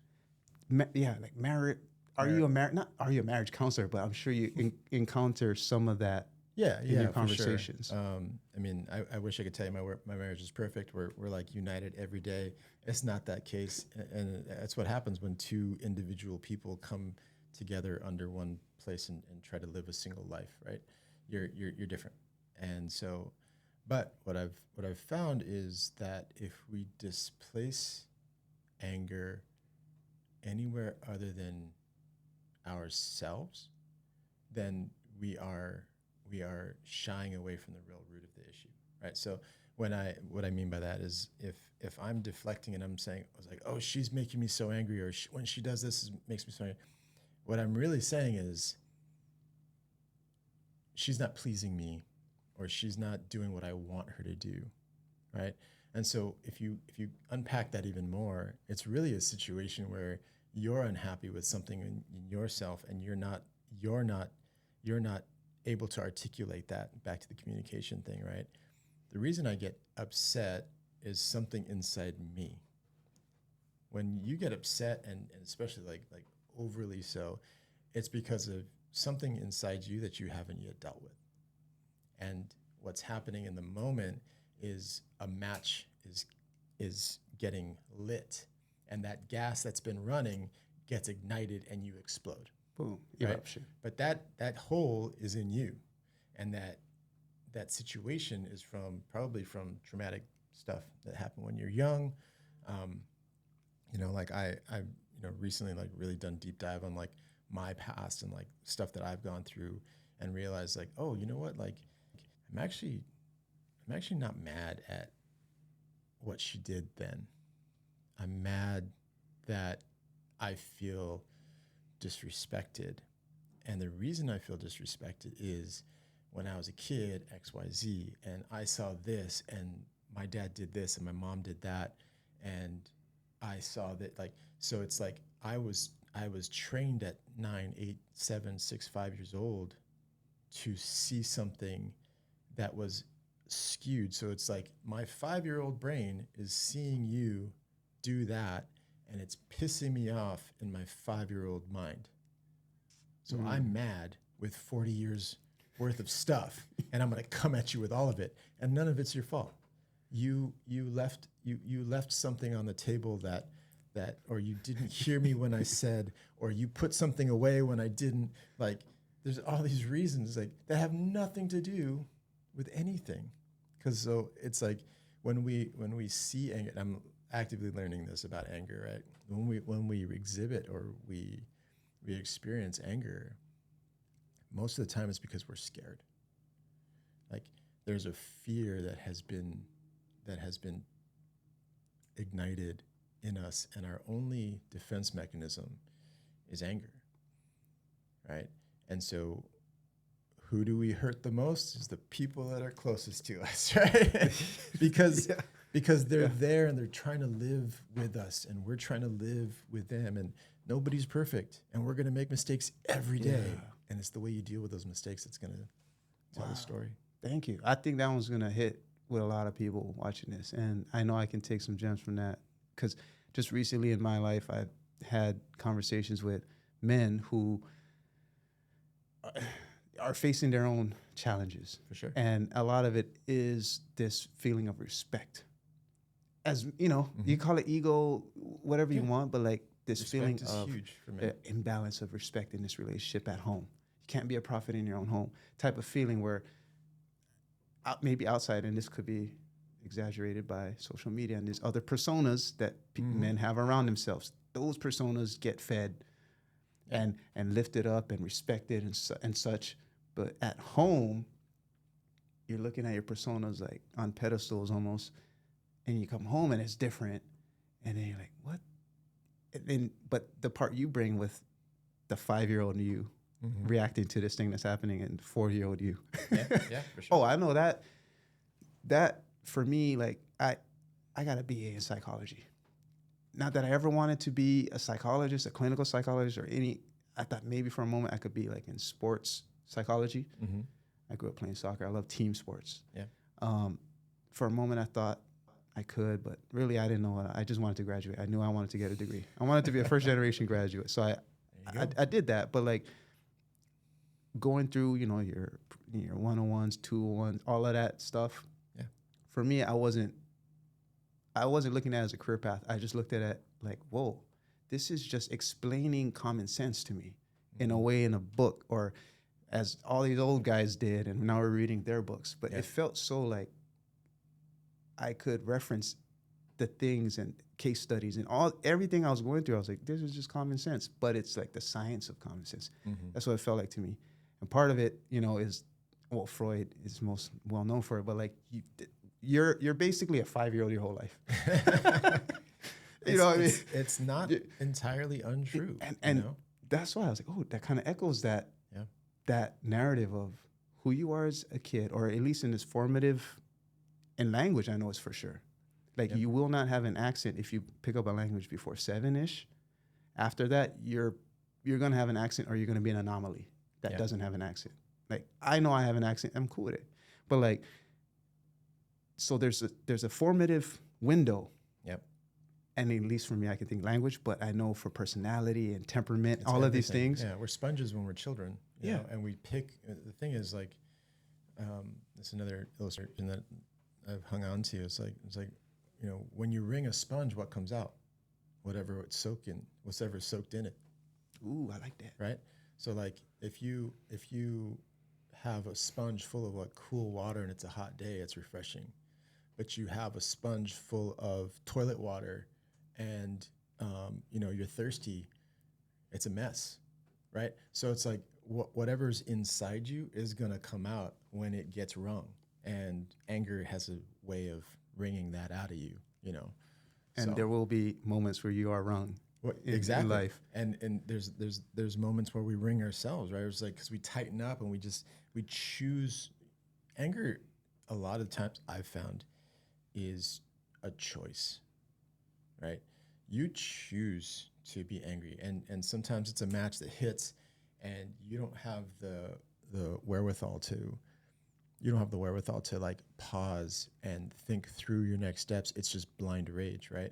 And we've all had that happen at some point, right? And in those instances, are people kill people, and people do stupid things because they are literally, rage blinds you, right? But if you have the wherewithal and to understand, like I am choosing, like, we can't choose what happens to us, right? You don't choose what your circumstance, what you're born into. You don't choose that. What you choose is what you do with that.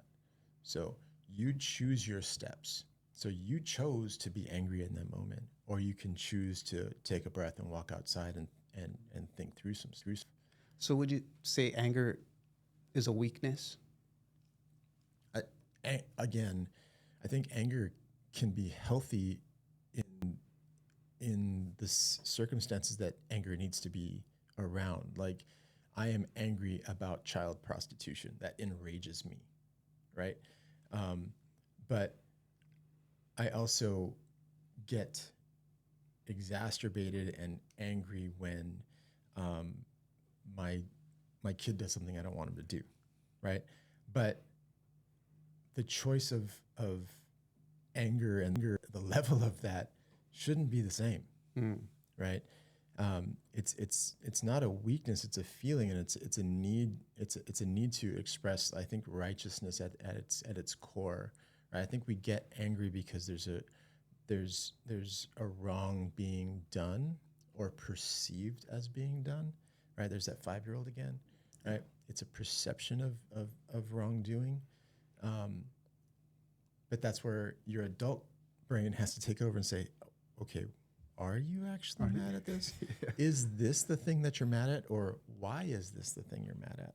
You take a walk and just ask yourself those things, you'll come back a totally different person. Oh, yeah. Which speaks to just physical exertion, like exerting your energy. Like you don't have energy to be mad after you go run 5 miles or something, or you work out. Or I mean, you would be, amazed at the kind of nervous energy you can get out by just taking a quick little walk, right? But you start running, you start exercising like intensely, you are a completely different animal a half hour after running or walking, right? You come in and you're calm because all that nervous energy has worked itself out. You may be just as upset, but you're not going to have the same physical anxiety about that when you walk back in. What I like about exercise is it's almost like this confirmation of control. Like, I made a decision to put my shoes on, walk to the gym or whatever, and then exercise. I made that choice, and I controlled myself in a way. Unlike when you feel like you're out of control, you're reacting to something, your anger comes out, eruption, you feel out of control. Yeah. And then it's almost like if you just repeat that becomes a behavior. So it's even harder to control. But taking that back, that ounce of control, like one form of that is like saying, I'm going to run. I don't like running, but I'm going to run. Yeah. And then when you come home, you're like, I just ran. And then you can reinforce that over 100 days or whatever. Yeah. Your mindset has changed such that I'm in control. And then that could help. I could see how that would help next time you want to erupt, but you've got 100 days of showing up for yourself, that now maybe that eruption, I controlled that too. Yep. And I didn't lash out at my partner who's just next to me, like conveniently. Like, yeah, for sure. I mean, I don't know if I kind of want to hear your take on your book, 100-Day Spiritual Mindset Journey. Because I feel like we've been talking about mindset this whole time, basically. Yeah, for sure. But kind of give us why did you even write this book, and what can people expect in it? So this is, I tell people it's like kind of 10 years in the making, right? So probably a little bit more. So when I got here in 2009, like I said, I spent some time by myself. I was alone, and it was time that I had never had by myself, away from distractions. You know, either I was dating somebody or I'd always have somebody with me and kind of distracting me from like just spending that alone time. And so I started writing. I started, reading the Bible and started writing on what I felt God was teaching me through that. And so that's kind of when this book started.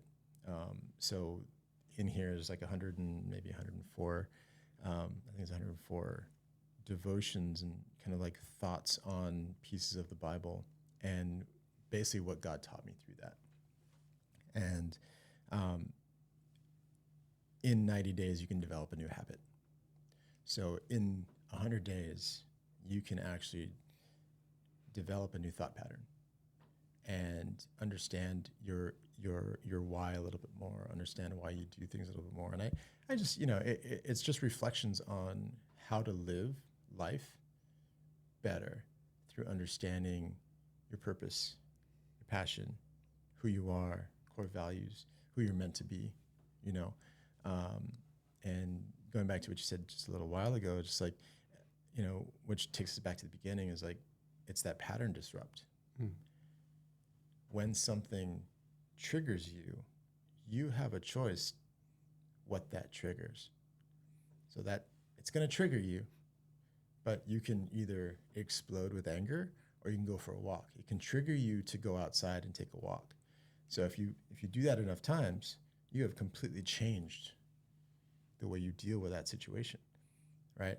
So this is just a pattern disrupt. It's like what I describe it as, is just a pattern disrupt in your day for 100 days will help you to change your mindset about where you are, where you're going, and living up to the purpose and potential that you have, Which I feel like it's not like once you reach it, you're done. No, absolutely not. Yeah. I think people think that, it's like, oh, this is very prevalent today, especially with YouTube University, right? Yeah. It's like, what's the cheat codes? I want to get there, right? I want to get there. And it's like, what people don't understand is like, there is moving with you, right? It's like, I want to get there. It's like, okay, well, what happens when you get there? Well, I'll be there. It's like, you have no idea what that is, right? Because once you get there, you're going to have a whole different set of problems, whole different set of situations, and your eyes are going to be so far beyond where you are that you're actually never going to enjoy where you are, right? So I always ask, people, guys that I mentor or just guys that I meet, is like, where do you want to go? And why do you want to go there? And what does life look like there, right? Because if you can understand like what life looks like in that moment, you can start understanding that you can actually live that life now, right? You can have the happiness, you may not have the stuff, but you can have the presence of self, the peace of mind, the joy, the contentment. And that's a bad word. It's like, oh, I don't want to be content. It's like, no, you can have contentment. Contentment is just being at rest with who you are in the moment. No one takes the time to enjoy that anymore. We skip over the present because we want what's next, right? As a creator, you understand that, right? It's like, oh, I want the next metrics. Oh, I want 5K, 10K, 20K. I want 200K. Like, okay, well, where does it end? It's like, oh, when I got 2 million. No, that's not true. Like, when you get 2 million, you're going to want 20 million. Yeah. Right. Yeah. There's a famous quote by I totally forgot his name. He was one of the richest men. He was the richest man in the world, right? In the 20s, and Rockefeller. And they're like, you have so much money. How much is enough? And he goes, just $1 more, right? It's always like, he just, and he was a godly man, actually. He was actually like a huge philanthropist, right? But he knew what to do with his money, but he was always on that hunt. It was never kind of enough, And I think there's a need inside of us to keep going. But if you're not content with who you are and you don't understand who you are, you're not going to understand why you're going. would you say that who you are when in this kind of definition, like who you are, that too is a destination that's moving with you? Absolutely. Because I mean, someone could watch this and know like this marks the end of one Yeah. me and the beginning of another. So it's like you constantly are, the destination is constantly moving, and you're you know what I mean? Like, I think it's because if we focus on the result and we focus on the destination, then we're always going to be completely we're going to be completely misaligned with why things are happening, right? So if I'm focusing on a result, right? I want this thing, right? I'm gonna do everything I can to get that thing, which means I'm gonna skip over all the learning to have this thing. But if I focus on this, like, hey, I want to do this thing. I want to get here. So what do I have to learn to do that? And if I focus on the learning and the journey, then I'm never going to be discontent, because I'm going to be so excited that I'm moving towards being who I'm supposed to be. all right, do you do martial arts? Not. I did a little bit when I was a kid, and I was trying to learn jiu-jitsu, but I got tired of my friend just smashing me. So I would like to do jiu-jitsu, but yeah, Because that mentality is very prevalent in martial arts. yeah, it's like, the Even black belts are become a practice. You have to be you have to keep, like, with it is like kung fu, is it or karate has the poses, and so does kung fu, like, right, have all your katana and all this. Yeah. And so, like, you have to be a master at practicing the poses. That's what mastery is like understanding the actual like forms, right? You become a master at the forms. You don't, like, 57th degree black belt. It's like, okay, I've just been doing this for so long that I understand all the forms and how they can work together, right? I want to understand all the forms and how things move together, because if I learn how to learn, then I'll never stop learning. But if I learn to do a thing, once I do the thing, I'm not gonna want to learn anymore. Right? Is that where you? I don't know. I think I saw a post where it was something. You're differentiating being and doing. Yep. Is this kind of where we're going? Like, yeah, a little bit. doing. Yeah. So, like, if you're focused on the doing, right? If you're focused on, and it's gonna sound a little like you're saying two different things, but it's like, if you're focused on like doing something to become, you're never gonna get there, because it's like, oh, if I do all these things, then I'll be this, right? But you don't understand. That's exactly what we're saying. Like, well, but when you understand, like, when you're doing all these things, that being kind of like floats away. But if you focus on who you want to be and you settle in, like, this person that I want to be exhibits love, patience, peace, goodwill, is generous. I can do all these things right now. So if I do all these things, again, with the steps, right? It's like, if you understand what your purpose is, the being, that's who I am, that's who I want to be. Well, if I know who I want to be, then I can measure anything. It's like, well, does this thing exhibit who that is? As opposed to, I want to be that thing, so I'm going to do these things. Like, no, you're never going to get there. The being defines the doing. The doing does not define the being. So for me, that kind of reflects my own journey. I think it's timely us meeting too, because I've been thinking about the person I want to be, and I mentioned to you at Kilo's house, like, I want to be a better communicator. I want to be an articulate speaker, multilingual articulate speaker, right? And like, I can do pieces of that every single day. Yeah. And if I have an opportunity, for example, to express something I want to be a articulate multilingual person, I can think of saying it in this language or that language, and I'll think, oh, you know what, I haven't. Let me go be that person that I want to be right now and say it this way, or explore a little bit more. Like, the thing with Japanese is, man, there's a lot to learn there. You know what I mean? So Yeah. I will probably never be like, I'm functional, Mm-hmm. but still, like, you know, an old rusty hammer is functional. Like, Yeah. I want to be a little bit more sharp and stuff. So thinking about who that Kenji is that's dropped off somewhere and what that Kenji's doing, Mm-hmm. or who he's being, right? Like, I like to use that reference, even with business, Yeah. even with creative endeavors and curiosities. Even if I know it's going to be something that I just enjoy and I'm curious about, that I'm not going to identify as this is what I'm going to be great at. Still, Yeah. I think the overall, like, who you are, that first and foremost, that's what we're talking about. Yeah. Is knowing yourself. Absolutely. And then using that as your compass as you go through. I think when I asked you about social media and morality, I was really just trying to ask, like, about decisions and behavior, Mm-hmm. because you could argue that's what morality is, like what guides your decisions and behavior. So how, I guess you could say my question was, how does social media affect people's decisions and behavior? But really, decisions and behavior, really the premise on that is like, who's the person? Yeah. You know, who is the person making the decisions? I actually read this morning, and I've heard it said a bunch of different ways, right? But you can think of it like this, right? When someone's drunk, they don't change.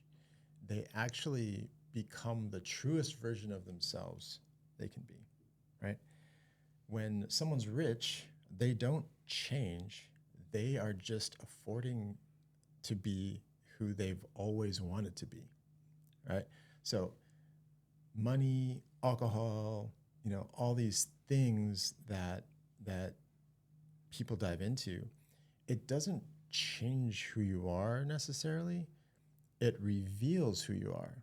So if you don't understand who you are in the beginning, you'll never know who that person's going to be, right? So if you do that deep work and really truly understand who you are, who you've been created to be, and who you desire of that, who you truly desire to be, because there's a knowledge inside everyone. I'm positive that everybody knows the person that they want to be, not the stuff that they want to have, but deep down inside, you push anybody and it's like, who's the type of person that you want to be, right? And once they understand that, once people understand that, they either choose to be that or not, right? I was like, either they want to be who they truly are, or they want stuff, or they want riches, or they want whatever it is, right? They're reaching beyond to change who they are, right? And what happens is, back to the beginning, it's like you actually just gonna crash and fall, and those lessons will be put back into the truth of who you are, and you'll end up becoming a different, a more truer version of yourself at the end of the day anyway. Man, thank you. This is one that I'll probably have to rewatch a bunch too. No, I mean, seriously, I think I've felt the ripples that you've created through other men in my life. Cool. Shout out to Aloha. Shout out to Tevis. You know what I mean? Like, yeah, for sure. Like, and probably more that maybe I don't even know, but I think the work you're doing is something that is very needed, especially now, especially with men. And give people a chance to, like, let them know, like, where can they find you? Not just like your book, your bag, like. I mean, mostly I'm on Instagram at the Mario Quezada, Quezada. You can find me there. I put out a lot of content. I'm going to be putting out a lot more. what you'll find there is mostly mindset stuff, either whether I'm working out or I'm putting out, written content. It's really about like, how can my journey help you with your journey? And that's the base of who I am. It's like, I just want to encourage, exhort, and activate people to help them live the life that they're supposed to live. And for those who are here in Hawaii, where you work in Waikiki? I work at Outrigger. I don't know if I'm supposed to say that. Oh, that's okay. Okay. I work at Outrigger. I'm a creative director at Outrigger, but I also do coaching, brand coaching and personal brand mentoring through my company called Made by Maker, but it's spelled madexmaker.com. You can look me up there too. Look forward to it, man. So I'll link all the stuff to link up with Mario in the description. Thanks for tuning in. A dude from LA came to Hawaii with a surfboard, Bible, and a computer. That's it. And look what he's doing now. Thank you so much. Yeah. Thanks, guys.